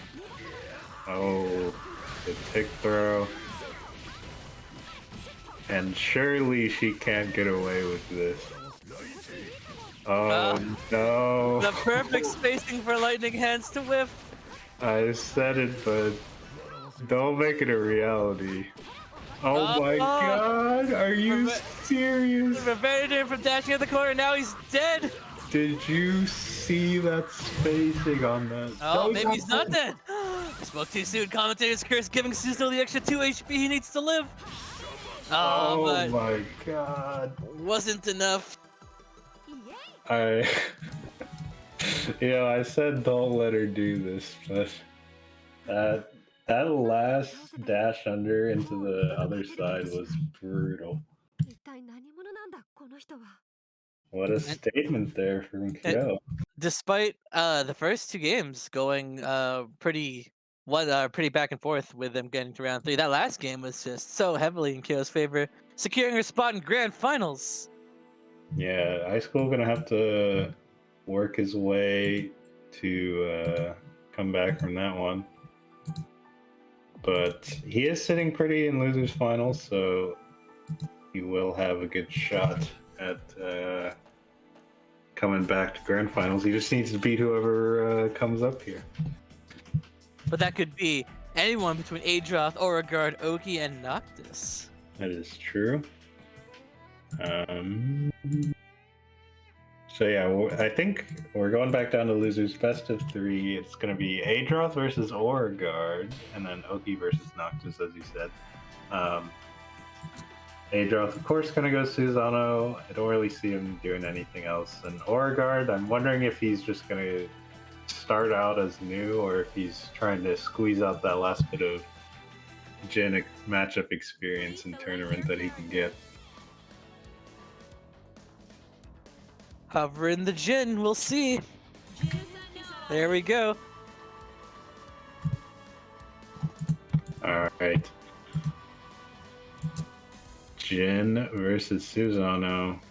Of course, Jin, I do think, has the edge on this matchup by a good bit, but as we all know, Oregard's still in the process of learning this character, so Adroth definitely has the experience here. No, I'm impressed that Oregard made this far using a character they're not too familiar with. Although we did say that they use New against Serpent, but that's still very, very cool. They're sticking with Jin all the way over here. I know I couldn't do that. I don't have the mental fortitude to do that. The dedication to switching to a new character is always good to see. But Adroth right in there with the JC, immediately gets DP'd. Oh. That 5-8 caught the back there. That's very interesting. There it is! Lightning hands! You know, honestly, very impressive. Just, oh my god. Raw DP there, but I was gonna say, Adro, we all talk about the lightning hands. Oh no! He wanted to go, yeah, he tried to go something really fancy there. I respect it. Yeah. That's gonna hurt. Oh no, he was late. And this could be a turnaround. Not quite. Oregard also dropped the combo. We're going straight into OD. Whipping full screen DP. Oh man. Oh god, it's a scramble. Oh, I'm almost positive he wanted DDP there, but he misinputted, got Snowflake. Whoa! Where are we going? I think his DDP got crossed up there. That's why Ice Car came out on the other side, right? That time I'm pretty sure you're right, but the other times he's waking up Ice Car and I'm not sure what was going on there. Alright. Oh no. Tried to bait it first. But still in a great spot. Great challenge there, actually. Backdash. Yeah, Jin's backdash is actually pretty solid. I didn't really think about it, but isn't it just the average backdash? I don't know. Nice. It feels solid to me. Got the backdash. He can kill right here, yeah. And the OD. Oregard maybe not expecting. Oh no! He missed his 5D. I see an EP coming sooner or later. Oh no. Perhaps a misinput there, but challenging the Snowflake does get him hit. The thing with Snowflake though is Susan can't even DP out a Snowflake because it's a projectile, just eat it. Alright, so all of a sudden this is looking bad for Adro. Not gonna kill yet, really weak starter there, no meter for Jin, but that could definitely kill. Oh, he actually came back. I am impressed. Props to you, Oregard. I did not actually see the comeback there. Good job locking down Adro with all those snowflakes, but we're still going on to round 3. It's not over yet. Nice crouch under that icicle pick. Catching the back. 6B. Yeah, the second hit of 6B catching a lot of stuff there. The individual hits of 6B are actually pretty weak on their own. I think it's 800 damage. It's just that when you get hit by both, it's a lot. Yeah. Oh no, that's not how you pressure. 2C into 6C. This is a no-tech punish. Nice. A little late on that 2C. Astro. Oh, that's gonna whip. Oh, no. I wasn't sure if somebody was actually going to be able to punish there, but I think both of them ended up whipping. Yeah, they just whipped each other. I've been in that scenario more often than I'd like to admit, and both people just end up whipping each other. Empty low. Oregard on the verge of taking it, but 6C. The Very inescapable overhead. Very, very close match, but Ajoth just edging out. taking his victory. I think if he went just for 5D, Astra would have worked, but he went for that 2D for the extra confirmed time. But it just gave Oreguard enough time to regenerate the burst. Yeah, Very close though. close one. Pretty impressed with that one round that Oreguard ran all the way back with that.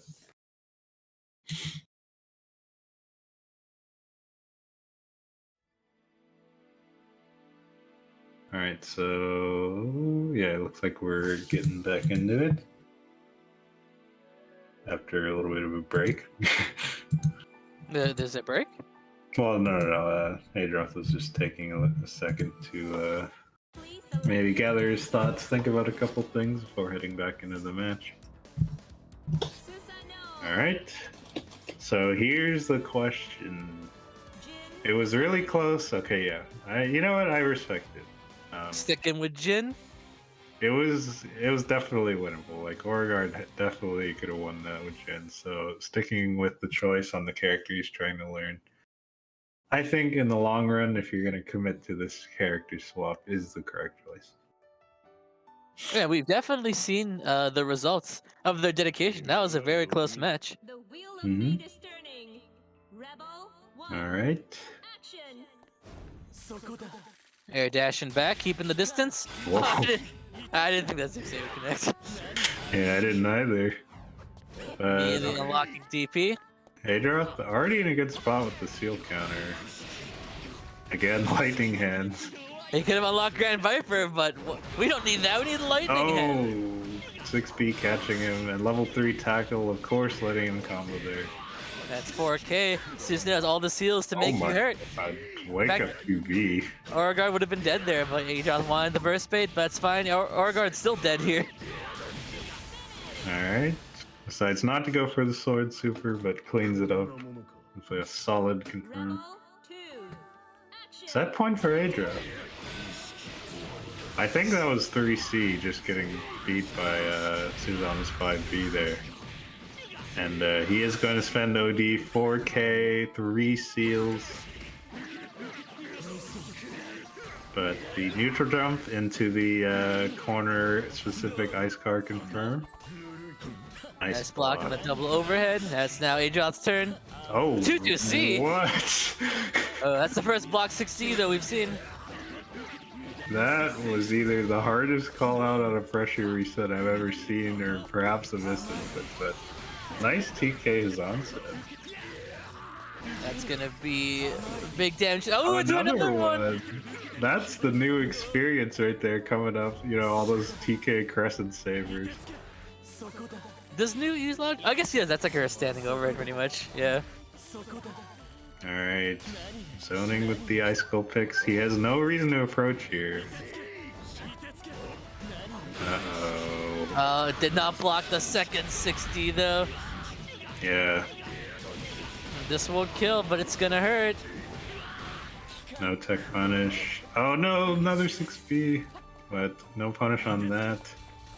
Adroth stuck in the corner.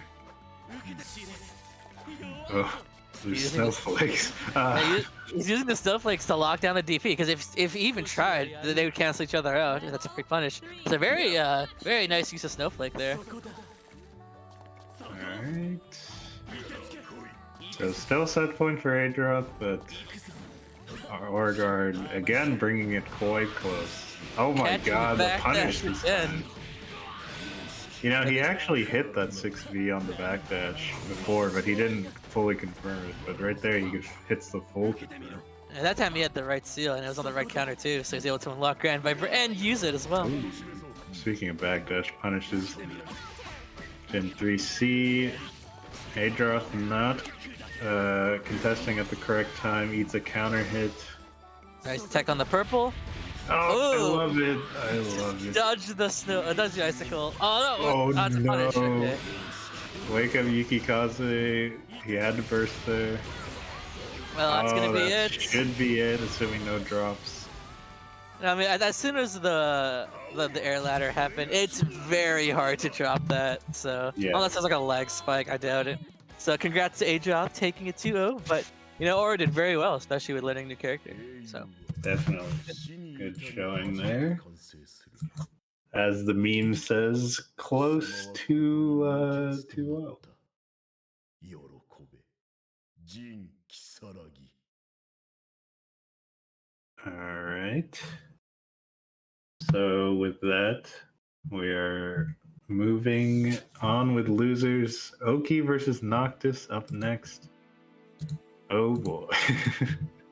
Actually, our players are already here and we're starting real quick. So Wow, we don't even have time to look at the bracket, but I guess now that it's more streamlined, it's pretty easy to predict the matches. Yeah. No matter who wins here, we'll fight Adroth. Whoever wins that will fight Ice Cool.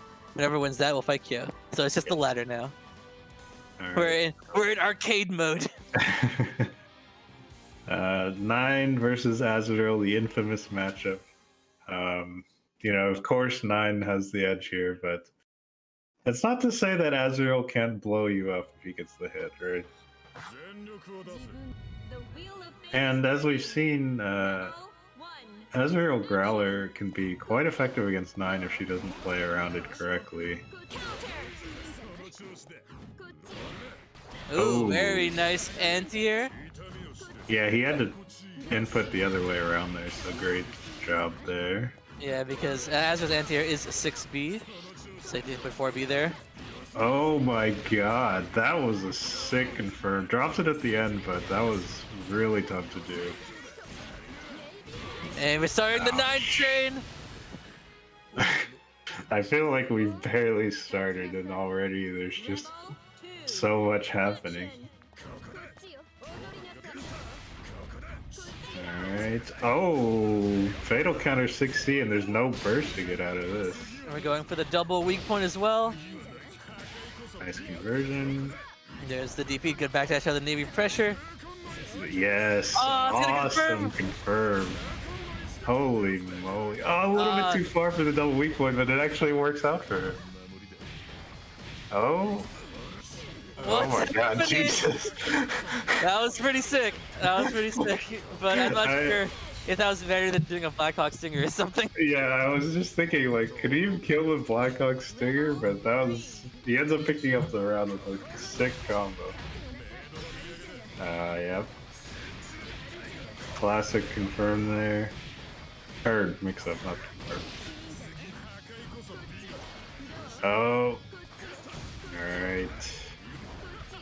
So. Trade not in favor.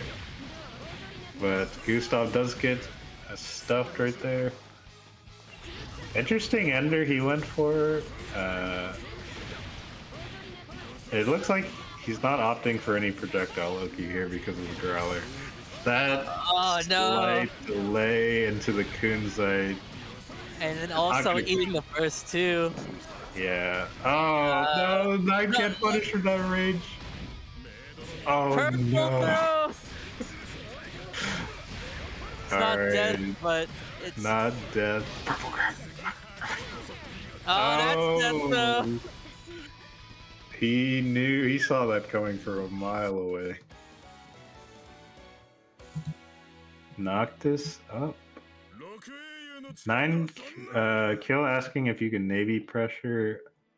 I think you might be able to do it, but you have to be super ready to do that.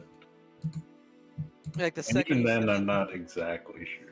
the second you see the DP whiff, you have to do Navy Yeah. pressure because the second when Azrael touches the ground, he's not that much recovery. All the recovery mostly comes to the fact that you whip the DP, so you can just kind of prep your move as he lands. Yeah. So if you see him land and you do Navy pressure, it's too late. Please select your character. All right. 9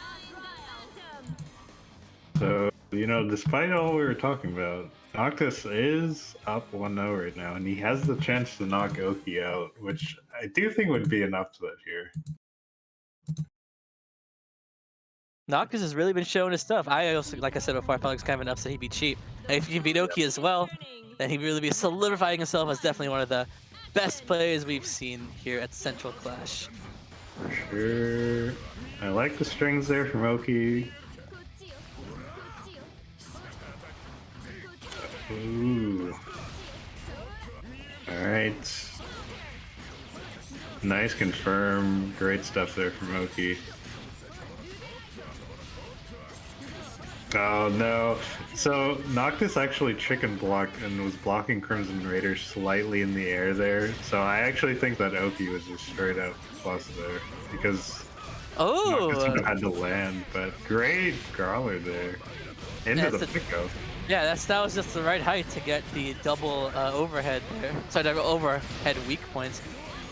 Catches the roll as well. Oh. Oh no. That was too high. But it's a reset.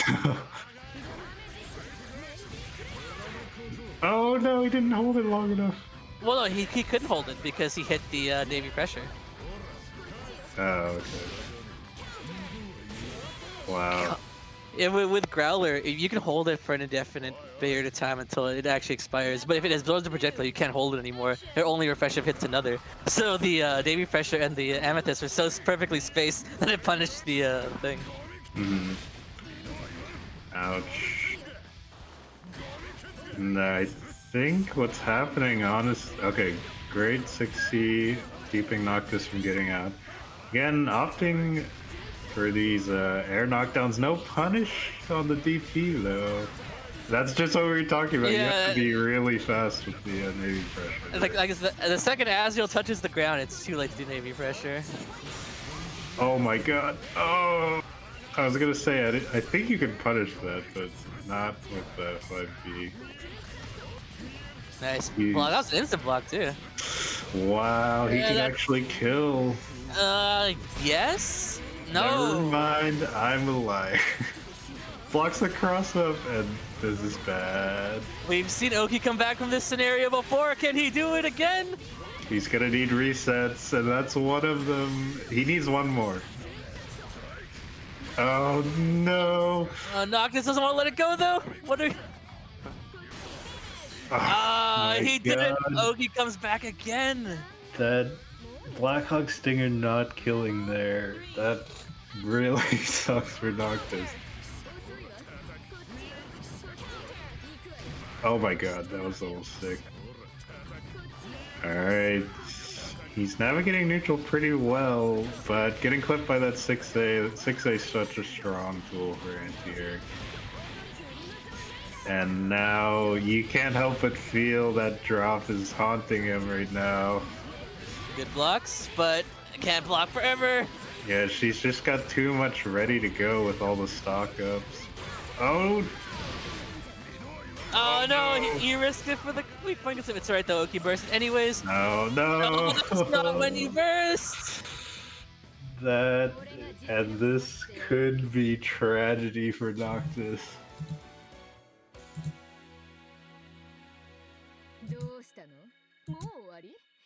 Oki staying alive 1-1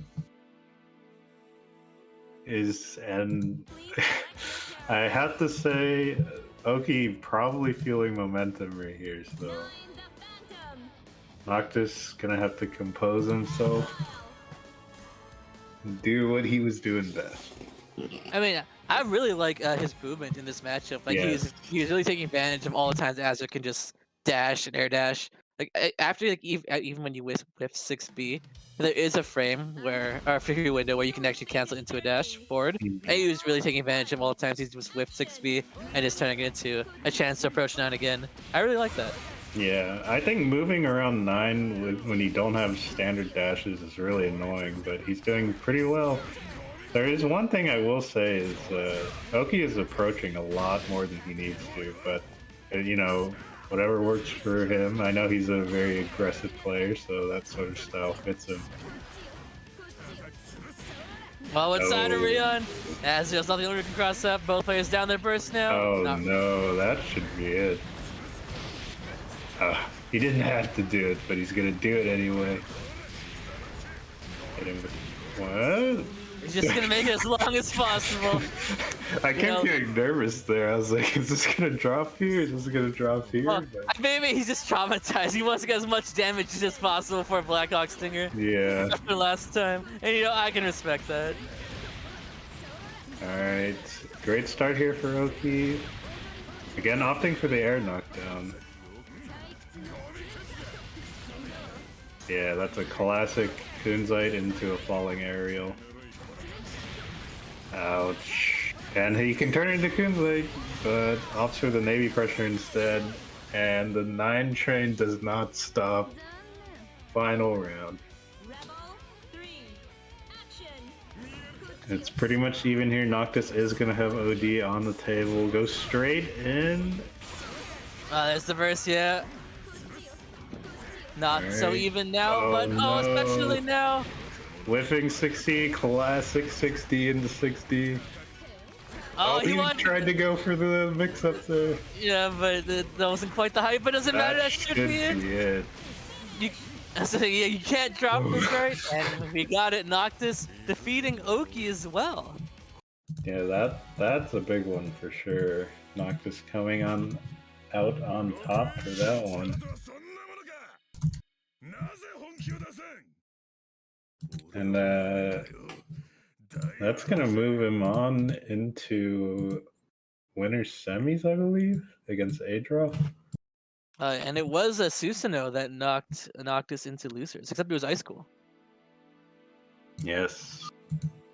So Noctis now has the double Susanoo bracket, including Ice School, who knocked him into losers, as you said. And there's also Ice School who knocked Adroth into losers, so now we have a bit of a grudge match going on. Whoever wins and between Joe, these who two. knocked Ice School into losers. Oh no! We've all come full circle. But yes, that is the nature of tournaments. As long as you make your losers run, you will eventually get your revenge. But yeah, we'll see who comes out on top. I know earlier we talked about, you said Noctis was a little bit uncomfortable in this matchup, right? You were saying that he thought Susanoo was giving him trouble. Yes. So we'll see. He first has to do it against Adroth, and then against the man who knocked him into losers. He's got the momentum going though. I'm almost positive that these two have played. Well, I know they've played in other tournaments, but I could have sworn that Noctis made a similar losers run in a different tournament that almost came back. And I'm pretty sure Adroth was standing in his way in that run. Do you know who won? I don't remember. But we'll see who comes up today. Losers semis. Both players ready to go. We're down to the top 4 players.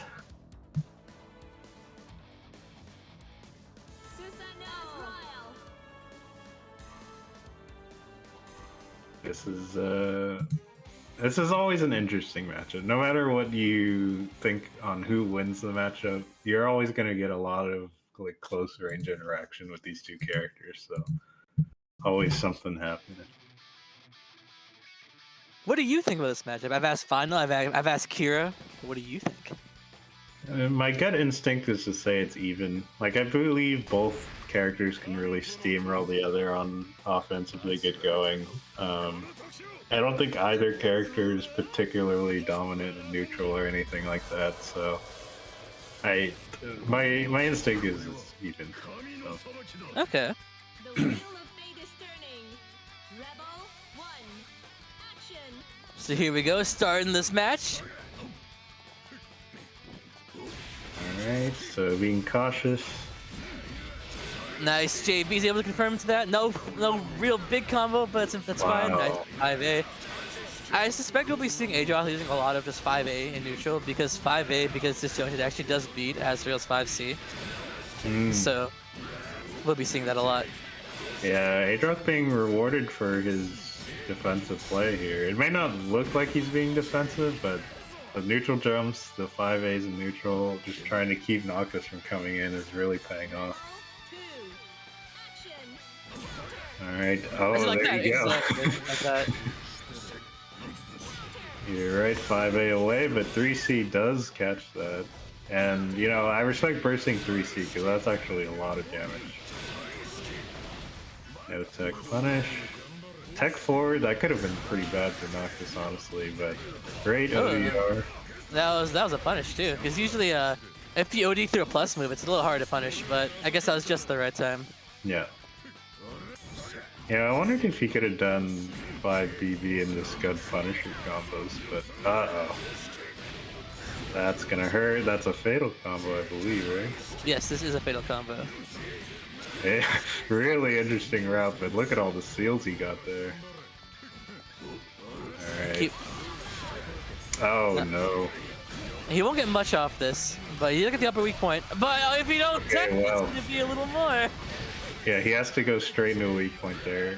Oh, great, confirm. Forcing the burst off Noctis. Alright. Close. You have to expect something's coming, and There it is, the 6D. Again, I think it's only been blocked once. I snickered a little bit in the middle of the match because I was thinking of what I would do as Noctis, and my immediate thought was I should dash up and TK Valiant. Oh no, it's too late for you.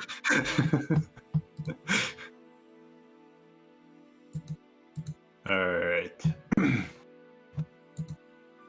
But Adroth looking pretty clean in the in that match. Susano, Azrael.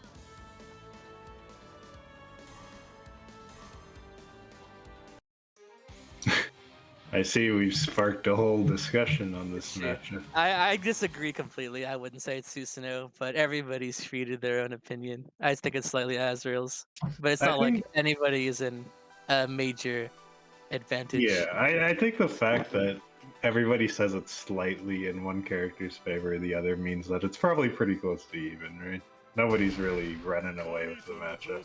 Yeah, for sure. It can go either way, especially when the players are skilled enough to back it up. Yes. So we'll see if Noctis can work around Adroth's sort of keep out strategy. The wheel of fate is turning. Rebel 1. Action. Alright. Well, it looks like Noctis is taking the initiative here. No Yeah. crouch confirmed, that's okay. We're close up to the corner. Get that little pick up there. There's the overhead. Oh, That's no. That's not the burst, but that's also not the punish. It's, fine. We still are in Noctis Town over here in the corner. Great grab tech. Oh.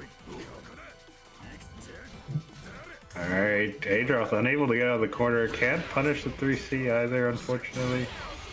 Oh no. Ooh, Okay. nice rapid, but Adroth ready for the counter assault. 50 meter for 50 meter. Okay. You know, in that scenario, I would totally just go for the spin wheel as well, you know. You're already down, but he just sort of was like, if this hits, then I'll get something off of it. If not, then, I'm already far behind. 2. Action. But Noctis picked up the round there. Crouch confirmed, there you go. Adds quite a bit of damage. Oh no. Oh, Yeah. no full seal unlock, but that was still a good side swap. But Yeah. we're out of the corner now. Oh no. That was Nice. gonna be so And that was a nice use of OD there, knowing that 5D is special castable in OD. Yeah, Azrael OD is really underused, I think. Like, not a lot of people take advantage of its benefits. Nice, excellent blocks there by Adroth, and he is rewarded with a whole grip of damage and some seals. But, Ooh, yeah. risk it for the God Press. You know what? I respect it, right? That, That's that combo, Probably. yeah. well, I was But gonna it's say, not up to probably kill. doesn't kill. I mean, I thought it might have, but Noctis has been having very bad luck with his Blackhawk Stinger damages lately. But at least this time he didn't lose for it, so that's good. You know, we actually experienced this yesterday and the day before where we were playing and Susano's extra 500 health let him live a couple situations there. Please select your character. It happened for both of us, but I Yeah. was playing against you and you were playing against me, so... Susano. Yeah, Susanoo is the only character in the entire cast of BlazBlue who has the specific health pool he has, which is slightly more than Azrael, but also slightly less than Tager at 12.5k. Yeah. That little extra bit of health actually helping out a lot. So as we get into game 3, it is even who will get their run back with high school, because I believe both these guys were sent to losers by high school. Yes, so that's like I said earlier, it's a fight for the run back. But who's gonna get the honor to fight Ice School for their revenge? All right. Game 3, letting the intros rock like good nut players. Oh, Too too slow. Unfortunate there. Didn't quite get a huge confirm off of it, but both players spending their burst early. Opting for God Press. That was tricky, because the first hit on one side, and then the other one was the other side. Alright. I always forget you can 6A there. Oh, no. saw that 2B. That's gonna hurt. That's a 6B starter. Yeah, we saw Noctis drop the other rapid cancel combo after the JD in the air. Purple It's grab. a purple throw. That's death. Gotta watch out. You know they're always fishing for their wins, and that's a great way to finish off your opponent. Yeah, I mean, it's the only thing that would have killed there, so. Oh, no. Grabs the cross-up right out of there, and of course Adroth's gonna get all the seals he wants. Grabs his combo seal, grabs his defensive option. Oh no. There's well, no full you can't get combo too off much that. into Yeah, that was the best you could do in that scenario. Nice combo. Adjusting with the walk forward 2P. Trying to bait the DP. Uh-oh. Getting caught by 3C. He should get spin wheel here. Oh no! Speaking of getting hit by 3C, there's the Yeah. burst. I like it. He waits till he spends the weak point. Uh-oh.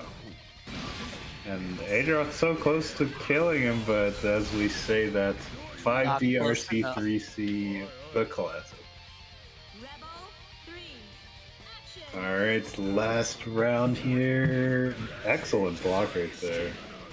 But I think he wanted one more hit. I could be wrong about that. Oh no! It's plus. It's plus. I don't. I feel like he must have either hard read Adroth IDing in, or I don't know what the 2C there was, but that really hurt. All the momentum in Adroth's favor. Oh, amazing cross under. Oh. I think there might be like a bit of a lag spike there. That's really unfortunate. Oh, I was just about to say, looks like he's posturing for a grab, and Adroth closes it out with the Astral. Another Astral. In fact, was the other Astral we saw a Susanoo Astral? I'm pretty sure it was. It was, yeah. I don't exactly remember who, but might have been In Adroth. Actually, I also remember like the Astral yesterday was also a Susanoo Astral. We've seen a lot of those. You love to see it. The strongest Astral in the game. That's true. It's the highest damaging combo you can do from anybody. I'm just thinking about how Tsubaki's Astral total damage is less than some characters' total health. I mean, it's less than every character's total health. It's like 9,000 Yeah. damage. But yeah, we are now in best of 5 territory. High School versus Adroth, the run back. This matchup has really been haunting Adroth recently, I gotta say. Yeah, I think both times I've seen this matchup in the past 2 days, I think Adroth's been on the losing end of them. Yeah. And you know, I do think this is really a tricky matchup because of all the things that we've said before, but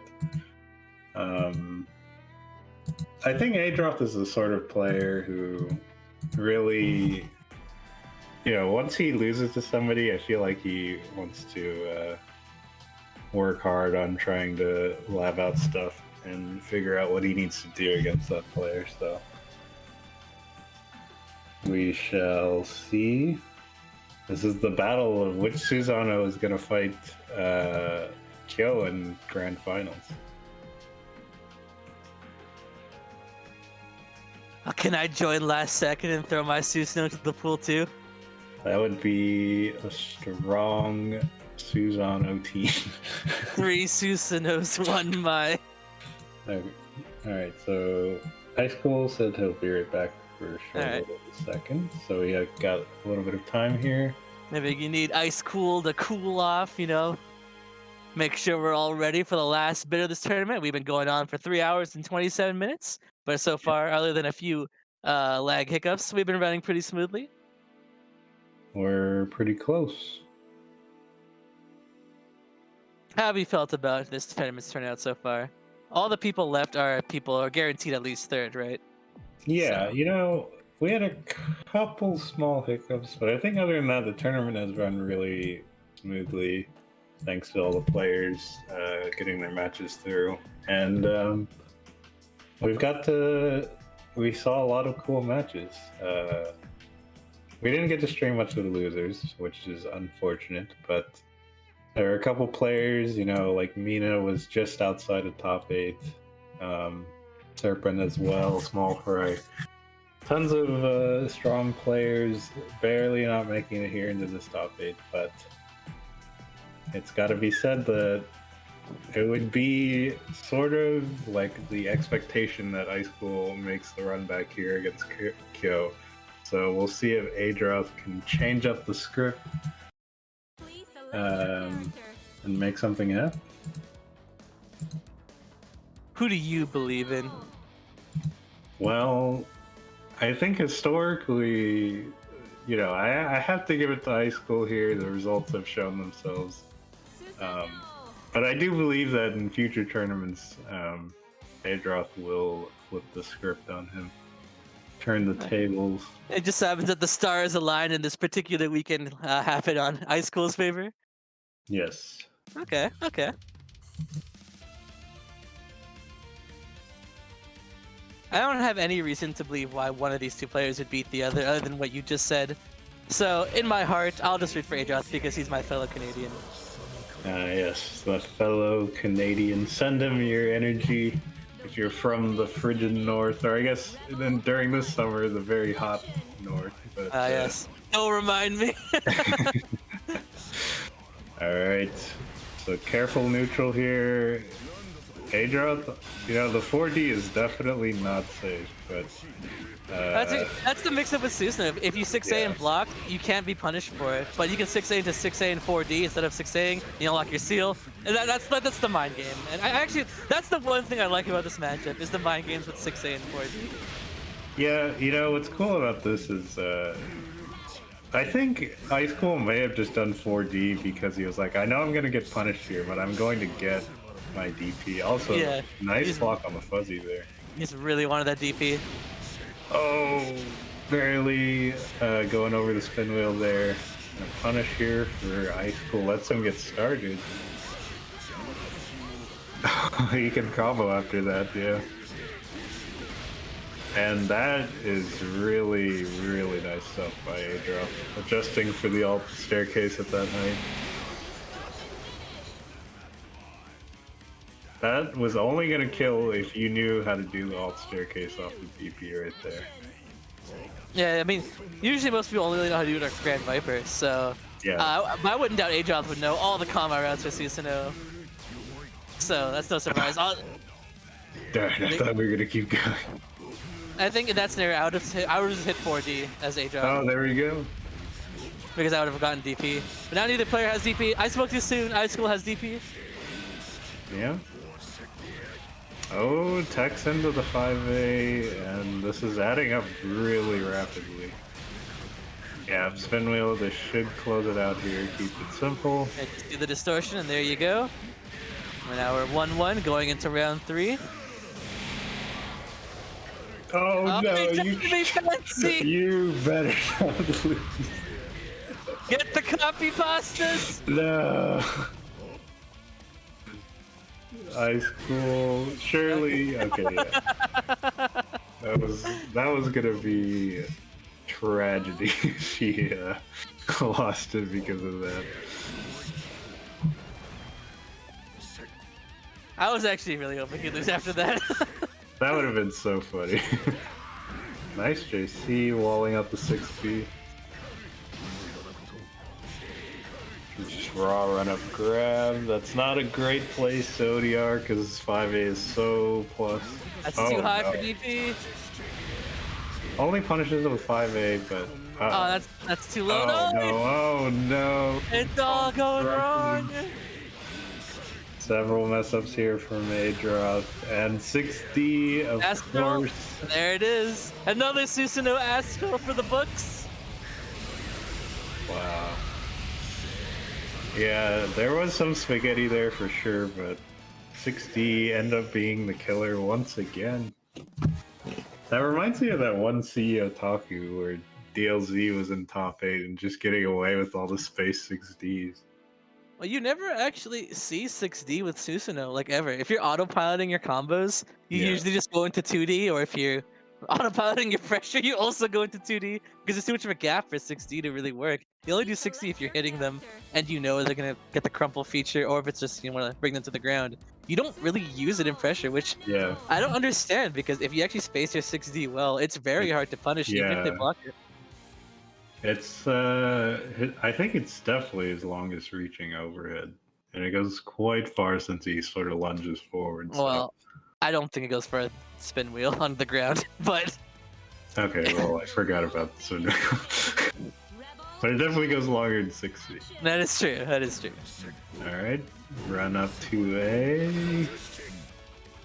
We got the lightning hands, the classic. We'll see. Okay, nice JC, but I wonder if he could have. No, he's probably a little bit too far away for the crumple and the lightning hands. As I say that, there's exactly what I was talking about. We got the good deals, and we got to save the meter from a crush trick, which we'll probably. Oh, I say we probably see one here, but I guess not. High School also wanted to save the meter. Okay, yeah. Oh no, the rapid cancel paying dividends right there. Alright.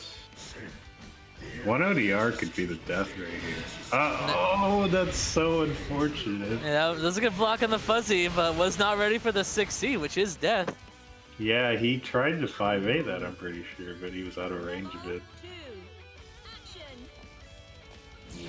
Jump forward mirror. Oh my god. Alright, he can get another. Yeah, there you go. And these are all the good seals from that. That's like a close range hit of 5B gives you all 3 seals you want. No meter. Very scary. You don't want to get hit by that. Yeah. Yeah, it sort of sucks that, on commentary you can't talk about all the little niche Susanoo tricks and stuff, but there are a lot of them being used here, of course. Oh. That caught a roll. What the heck? And now he's not dead. I didn't say it. I didn't say it. Yeah, you didn't say anything. It's true. Alright, so High School with a chance here, but okay. Sometimes you just gotta do it, right? I mean, with 100 meter and literally the DP itself would kill. I don't see why not. Even if he like jumped over or something, then you wouldn't be dead either. So no risk in trying. I think there was one risk there in which High School ODs through the DP and straight up kills them, I think, but I guess. yeah, that would have been crazy if he did that. Oh, nice DP. Nice block. That honestly catches so many players. Oh no. No, it's slipping away for Adroth here. Or is it? He's in? Okay, High School burning the 50 meter. I like it. Oh no! Okay. Assaulting. Adrian Oh my and Eric God. done. That was such a risky option right there. He's so lucky it hit him in the air right there, but he gave himself a chance with that. Ice Cool, no meter for a counter assault. No DP. He's gonna have to take this on the CODs. There's the OD. He risked it all. And he risked gets it all. Astro in return. And it's an Astro right back at you. Whew. That was a nail biter. Also, I just realized that I thought he was about to lose the whole set. This is losers finals, best of five. We've seen so many Susanoo Astrals this stream. I'm sure Kyo is chomping at the bit to get her My Astral in. I know she loves doing those. But for now, you got to deal with the Susanoo. That's true, and it's only 1-1. Someone needs to win 2 more games. It's essentially become a first to 2. Please select your character. Yes. But, you know, I've been impressed with Adra so far. I think he's... It feels like he's a lot more comfortable now. I felt like before he was sort of struggling to start his turn, or when Ice School had momentum, he really just fell apart. But I think he's done well in keeping his composure and sort of turning the bad situations around. The wheel of fate is turning. Rebel 1. Action. Alright. So straight in with the JC. Oh, Wow. he was aware that that's not actually super safe. So once you know, you can definitely contest. Yeah, I mean, not many buttons would have reached right there, but thankfully Susanoo 5B techs the empty grab. But check this out. 6C into 3.7k. I knew it. I knew he would do that. That's the cautious. I hate it. It always gets me. Alright, nice confirm there. Of course, when you have OG, you have all the seals unlocked, so level 2 spin wheel. Oh, I hate that so much. I will say that, but Susanoo's DP hits on both sides, so it's okay. In case you guys are wondering, 3C and the 3C1 in the spin wheel is like a classic mix-up. But if you get hit by the 3C, then the spin wheel whiffs and you can get punished. Yeah, it's not like an auto mix-up slash combo. You have to. If your opponent doesn't block the low, you end up getting punished for it. You're punished for hitting them, which is very unfortunate. But nice close out. Look how many seals are unlocked that game. Rebel 2. Well, the answer is don't block if you know they're gonna go for that mix-up, I guess. Because you can actually punish them for it. Love the challenge there. I love that Adroth waits for the 6D crumple so he can get the hard knockdown. Oh. A little Not bit risky great. to get that spin wheel, but... Oh. Air hit 6C, lets him get the spin wheel off. Air, anti-air spin wheel. Nice OD, Oh, but the projectile. yeah, the projectile still persists for 8 frames. He could have EA'd there, right? Yeah, that's probably what he would have had to Oh have my done. god, look at the damage there. Yeah, that was active flow. Give me the Astro. Again! You gotta be sick of it by this point if you're a Susanoo hater, but... Adroth up 2-1 right now.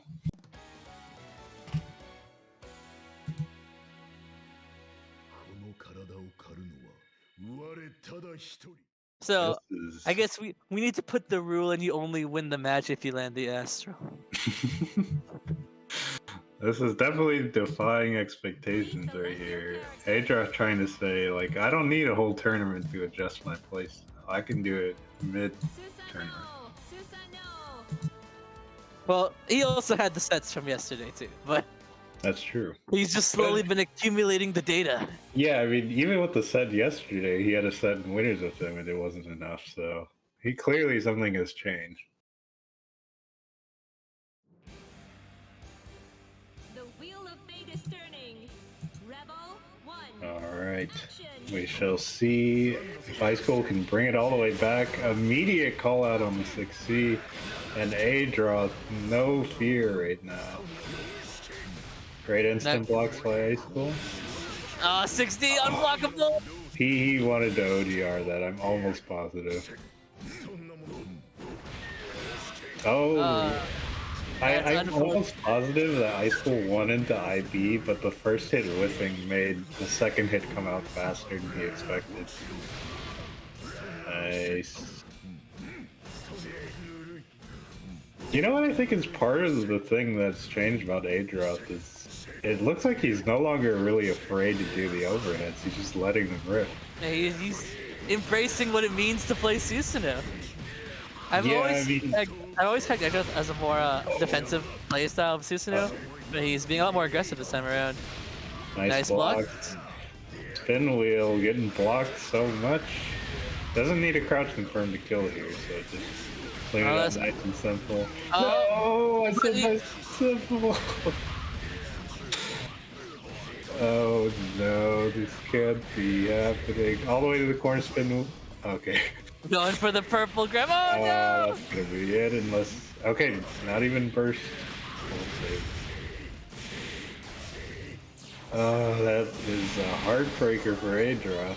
Yeah, he dropped the combo that would have won. He's had to deal Although- 3C or 2D or something. Would that have killed him there? I think so. I think so, but it looked pretty good. I don't remember what his seals were, but it's Ajoss, so he probably had lightning hands, meaning it would have killed. This is... when you get this start... Oh no, we dropped Just it. yeah, he didn't delay it enough. I was about to say, when you get the close range 5D as Susano, you are jumping for joy because of the seals you get. Nice combo. Should get level 2 spin wheel. Just Does it- straight up grabs him. And it calls out the fact that he has DP and doesn't even care. That's gonna be a lot of damage. That's the optimal route. Wow. That's actually death. Well, there you I go. was just about to say, like, I don't think he could kill off a grab here, but clearly proving me wrong here. 5.3k. Rebel 3. Action. That was sick. And Adroth riding so much momentum here. Where's the Astral? We're gonna need the Astral. Oh no, you can't do this again, right? Alright, Alright. let's go quickly turning things around. He's getting his seals. He's good to go. He just doesn't have burst. He probably won't get burst. Actually, he definitely won't get burst. Oof. Okay, trying to bait DPs here, but Adroth not biting. Wake up 2C, that's a punish. Alright, let's see the combo round. What in the world? Very interesting. Oh no! Ice Cold jumping out of the God Press. I don't know if he wanted these seals, but these are really odd seals for Adroth right now. There's the 6D. Nah, I can't kill here, but one more mix-up will do. Oh, no punish! Uh-oh. Ajoth getting his burst back. There it is. If he had ODR'd that successfully, he could have killed there. That could be it. No, there's gonna be a burst. There's no way I thought I was going to get his burst back, especially without active flow. But I guess this match has gone on for so long. It's all down to the wire, not watching the toes. Adroth comes up with the win. I don't think that counts because he didn't get an Astral. Oh, baby. Alright, guys. Adroth. It's time to post the copy pastas. It has to be done. You can't not post it. All Yeah. 65 people viewing the stream right now have to post this. That turn the stream off. Ice Cold. Don't watch.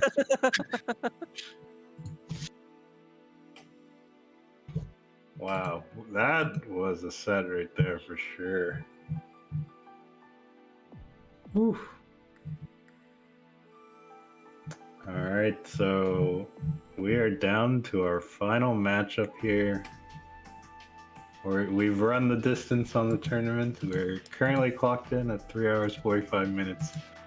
And the only way we can extend this even further if there's a bracket reset, but we've come down to at least our last two sets here Yes. with Adroth versus Kyo in grand finals for Central Clash. This is it right here. Adroth said he needs a second, and I don't really blame him.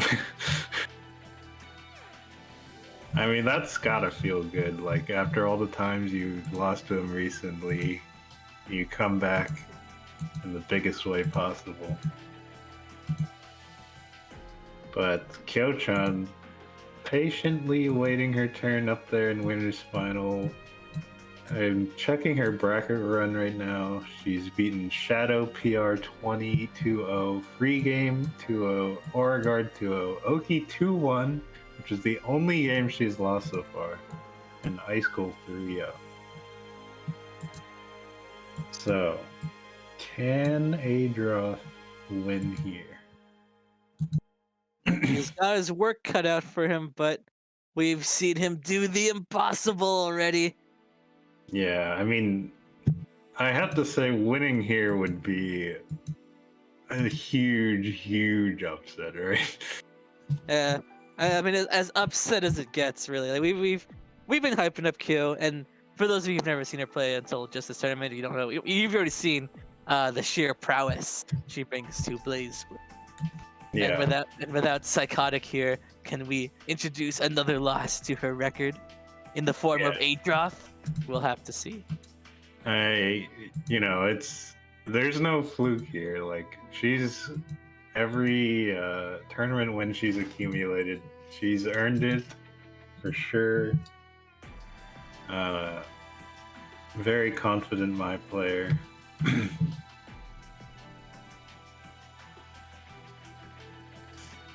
And for Adroth here, first place would mean, he's always been a huge contender in Boston Blue Beat, but I believe he has a couple wins, but he's not exactly he's not the favorite to win the tournament every time, I think. So winning here would be quite big.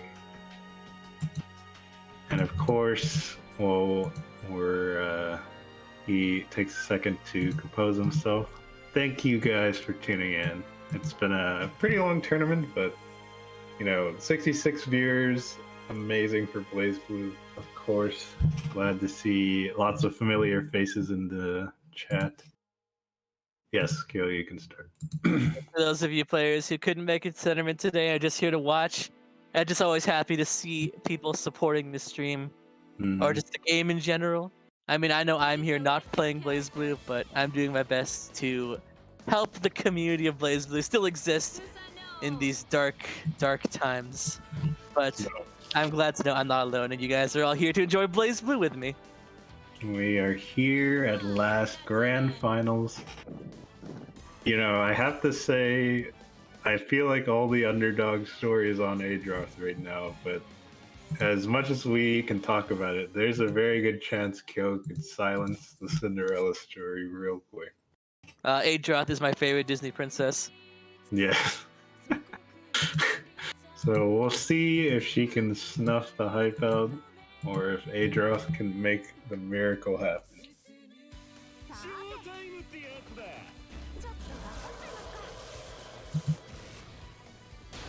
Grand finals. Kyo on winner's side, Adroth on losers. We're kicking it off. We're jumping back just like the Ice School match, giving ourselves some distance. Looking at each other. But Kyo just runs in there. Nice jump out on the overhead. Slow and steady, trying to feel each other out, but Kyo comes in unexpectedly, scores the first solid confirm. And, we talked about Adroth's defensive style, and I think we're really going to see him be tested here. Because when you show Kyo respect, she smells it, and she will take it to the utmost. Is that respect I smell? Yeah. Oh, man. 2C cross-up really hurting, and of course Kyo has these. And respecting the OD for the guaranteed kill here, maintaining the perfect, starting off strong for Kyo, though she's down her burst because of that finisher. Just want to give Adroth a chance to come back, though. Adroth could definitely take a no health come from behind victory, so secure the win. Yeah, he wants to milk as much out of this hit as he can. The optimal confirm 5C into the air combo. This does a lot of damage. It would have done a lot of damage, but commentators, but she's still dead. That's dead. Yeah, her burst didn't even really come back in time, so that's what happens. He lets Susto get his turn. Death in about 17 seconds. Yeah, right back at you. perfect on both sides so far. Classic tick throw setup. Oh, tech buttons. They're trying to bait the burst as well. Still got the unlock. Now you can cover his seals with sand kick. Wow. Oh, I think he wanted to fuzzy right there, but I think he mistimed it, and Kyo picks up the hit. Oh no! Yeah, then it goes an wanted to say he anti-air. wanted to 2C, yeah. Yeah, he's got crossed up. Standing reset. Kyo riding the momentum. Ouch! That could be it right here. And that is it for sure. I know. I personally input 1C when I'm trying to do my anti-air, just because sometimes you accidentally get 3C, and I think a lot of people do that as well. But the bad scenario with that is if your opponent crosses you up, it comes out as 3C anyways, and that's might have been what happened to Adra out there. Please Yeah, select for your sure. character. But as quick as that game fell, it was 1-1 in rounds. That's because there was 2 perfects on both sides there. Yeah. I mean, it felt like that game zoomed by, and maybe it did because of those double perfects. But you have to think that with that one win on the board, Kyo is very close to closing this out. We got Stand Unrivaled playing. Ooh, I like this. All right. If you don't have the DLC, could you hear the song? Fate is turning. Yeah, you can hear the song. Yeah, You can also play on the stage, but you just can't really pick Jubei. Okay. You also can't pick the song and stage yourself. Kyo finds her way in. That's another classic. The meaty overhead. And I think she smells blood in the water, but as I say that, Adroth with a perfect challenge right there. But Kyo doesn't want to give him any chance to come in, so she bursts him back into the corner. Yeah, But he does have his DP, so he's got to play around that. nice. Alright, resetting to neutral. I love that she's not afraid to reset to neutral. Like, a lot of players try to overcommit trying to take their turn, but she's totally content with going to neutral because she knows her character and she herself is very strong on neutral. Yeah, what's the harm in returning to neutral when you know you'll probably win neutral? That's whenever I play Hakumen, for instance, you can end your combo with an Agito or a JC. Sometimes it's fine to end a JC, save the one Magatama, because you know you're fine in neutral. At least depending on what partner. But as patient as Adroth was that round, Kyo comes away with a pretty clean round win. Good confirm. Grabs him Grand Viper and Spin Wheel. No punish on the rollout. Nice tech on the throw. Crouch confirm. There Yeah, you go. that is the crouch confirm. We're getting sword. Okay, yeah, so you can see he tried to meet you with 5A there to avoid the flip out. Yeah, the flip out. Oh my 60 God. here! You actually could have confirmed that too.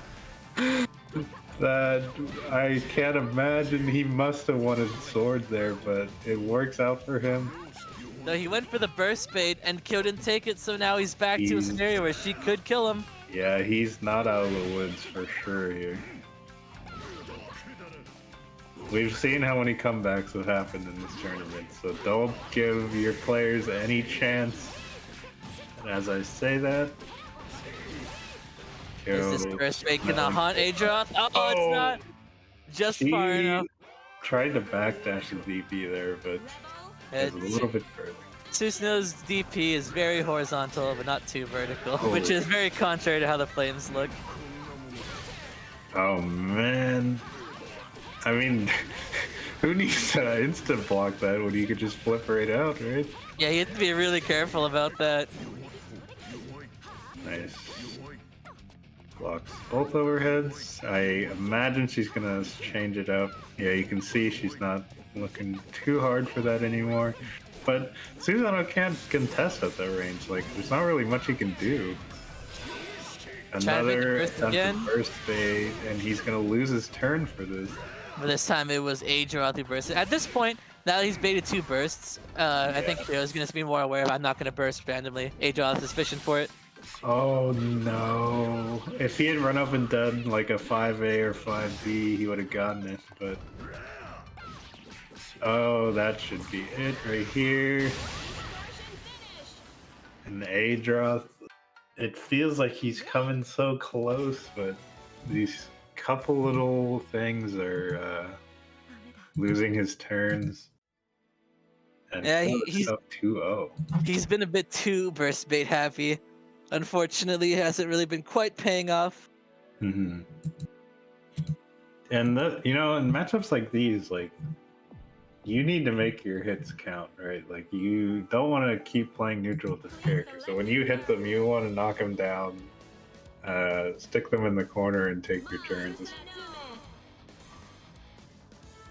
But yes, this is Kyo 2-0 trying to make a statement saying Susano never heard of him. I could throw him all day. Poor Susanoo. Alright. But you say it's a 3-0, but it hasn't been set in stone yet. Yes. I mean, Adroth has taken Kyo to the last round every game. So it's definitely like he can do it, but I feel like it's the consistency of doing that over and over again that's really going to be the problem. Nice 5B, no full conversion, but And take the free hit. she's so good at flipping out of Susanoo pressure. Nice jump. Nice block on the JC, but not quite out. We're getting hit by the projectiles. Yeah, what can Susanoo really do? There it is again. It pushes him so far back into the corner. Still not his turn. And Mai finally finds a hit, and what a hit it is with active flow. This is gonna hurt. The 5C fatal. That's a reset, but no full conversion. Damage is adding up though. Susanoo will probably die next confirm. Nice. Oh, tech straight forward, and Kyo is looking to close this out. That's tournament point. She even still has her burst as well. Wow, I can't believe 5P lost that. Slightly off. So many projectiles. Oh man. It's quickly adding up too. The ability to change the number of those projectiles is really hurting, and I think the patience is wearing thin for Adra. Kyo looking so dominant. There it is, the projectiles again. So dominant. He has one seal and a dream, but that is not gonna be enough. Kyo 3-0 so quickly.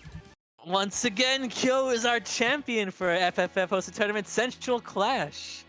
Congratulations. Yeah. Congratulations, Kyo. Amazing play once again. And there's no doubt anymore. Well, not that there was any doubt in the first place, but another first place finish for Kyo. And she has earned her spot at the top. And that is the end of the tournament. Yes, it is. Kyo coming out on top, Adroth with a close second place finish, and Ice School, of course, finishing third. But, you know, 32-player bracket for Blaze Blue is always awesome to see, and I think we came up with some great matches and stuff to show today. So I'm very happy with how the tournament went out here. Yeah, I hope you guys watching at home enjoyed watching. We just hit 4 hours actually, so roughly a 4-hour tournament run. But it was a good time. It was a good time for sure. I loved being here to commentate, and I hope you guys enjoyed my commentary. Yes. I'm not the best at it, but I'm still learning. Thank you, of course, to you and our streamer, Final himself, also hopping on commentary for a little bit. Well, all of us chipping in a little bit. And of course, Scrim, you had to commentate 2 days in a row. So thank you very much. I hope you guys all enjoyed our commentary. And that is the end of Central Clash. Is there any news for other events or anything? Well, there's nothing from us. We're done with Central Clash. I hope you guys enjoyed this event. and all the effort that we put in. But if you want more Blaze Blue, Vortex Gallery will be in September. There's 10 different Blaze Blue tournaments, so regions across the world, including regions we've never seen before, like China and certain South American brackets will be up there. So if you want to check out the global BBCF scene or participate, you should definitely sign up. Yeah, and if you're a fan of whatever we do around here, I believe our crew here between Kasha, myself, and Sage Final will also be participating in Vortex Gallery as staff members as well. Yes. So we'll be there if you want to see us around, or if you just want to watch more Blaze Blue too. That'll be cool. I'm always down to watch more Blaze Blue. For sure. And yeah, any last words for you, Mr. Final? One last word. Big shout outs to Kasha for hosting this, or for like organizing this event. He has been organizing FFS events since the very first stomp on him, so I'd like to personally thank him for running all of those, TOing all of those, because that's definitely difficult to do, especially when the player base becomes bigger for these tournaments. But yeah, thank you everyone for watching again. I really appreciate you guys all tuning in and watching this amazing, incredible tournament. Blaze Blue Central Fiction is incredibly fun, so you guys should, for those of you who are like on the fence of wanting to play this or not, try it out. I recommend it. Just do it. It goes on sale for hella cheap on Steam sales anyways. Just do it. Yeah. Right. But other than that, nothing really else that I want to mention. Can I get a last word in? Yeah, of course. Sure. All right. I've been meaning to say this for a while, but I just figured now it's time to say it since I'm on stream and anyone listening. But if you want to become famous, you can buy followers, prize, and views at Big All right. Thank you, everyone. Thank you. Have a good night, everybody. Yeah, see ya. Bye. Goodbye.